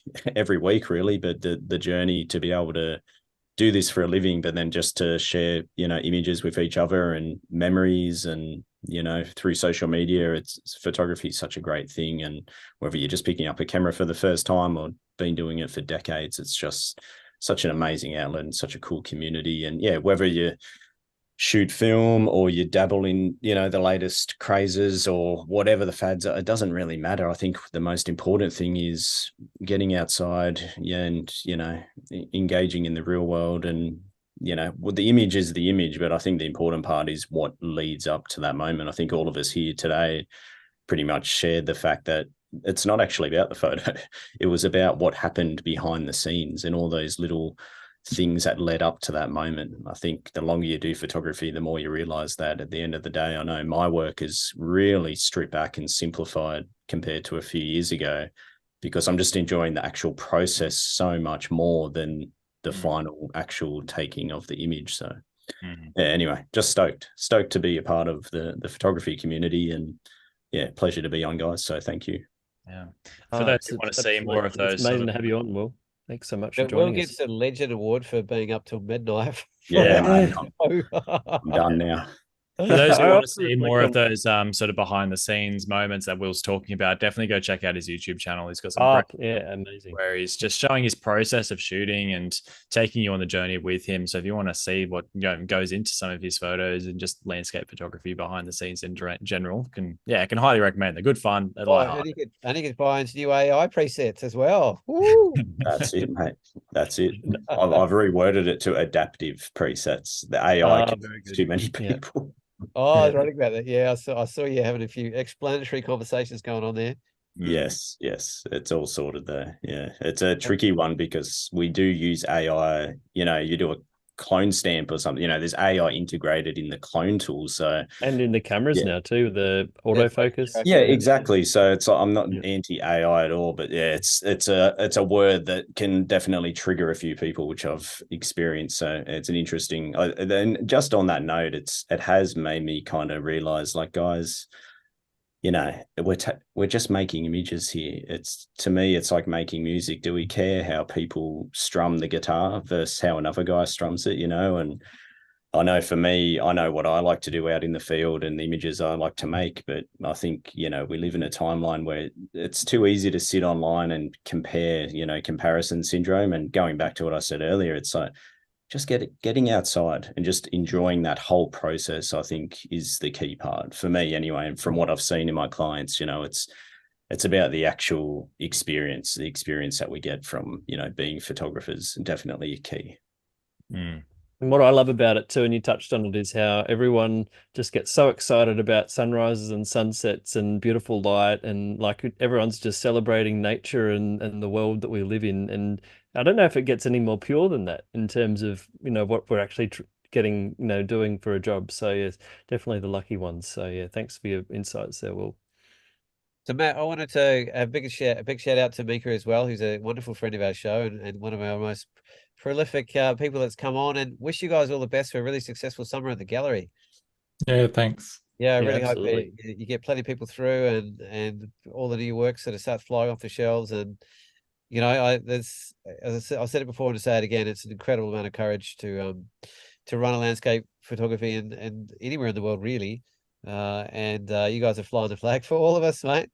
And I guess we can give all of ourselves a little bit of a pat on the back, and that we're all sort of professionally orientated landscape photographers in our own way, and that you know, that deserves a bit of credit as well. End to be a pat on the back, boys. Yeah. We're still here. We're still Hang in there for another one. we're not working for the man and giving up. You know, we're still cracking away, and that's not a small thing to acknowledge, I reckon.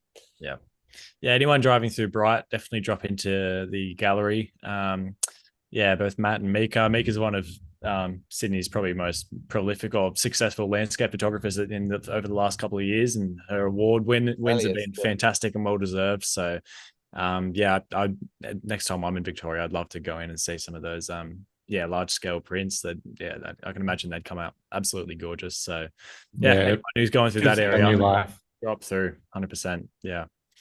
Yeah, cheers. We'll be open every day from pretty much Boxing Day through to the end of January, and then we're buggering off to Norway. So yeah. Oh wow. Enjoy escape the heat. Yeah. You know, chase some northern lights. If they're on offer, we'll take them. But you never take that sort of thing for granted. So we'll have fun whatever happens. Yeah, sounds fair. Sounds fair. All right. Well, we might wrap it all up. We've gone way over time, but that's appropriate, I suppose, on the last show. And really appreciate your tuning in over the year. And we'll see you again next year for it's going to be one hell of a show. The first show back, just talking about what we got up to, no doubt. Yeah. But until then, really take care of yourselves. Feel free to like and subscribe the channel. And we've got heaps of old videos going back 120 odd shows of every single different topic and people. So there's more than enough videos there to keep you busy. So you don't need to worry about that. So enjoy. Thanks again, guys, for tuning in, and Matt, Tim, and Will for joining us as well. And we'll see you again next year. And Paul, did you want to lead us out? Merry Christmas. Merry Christmas indeed. All right, catch you later, guys, and see you again. Bye.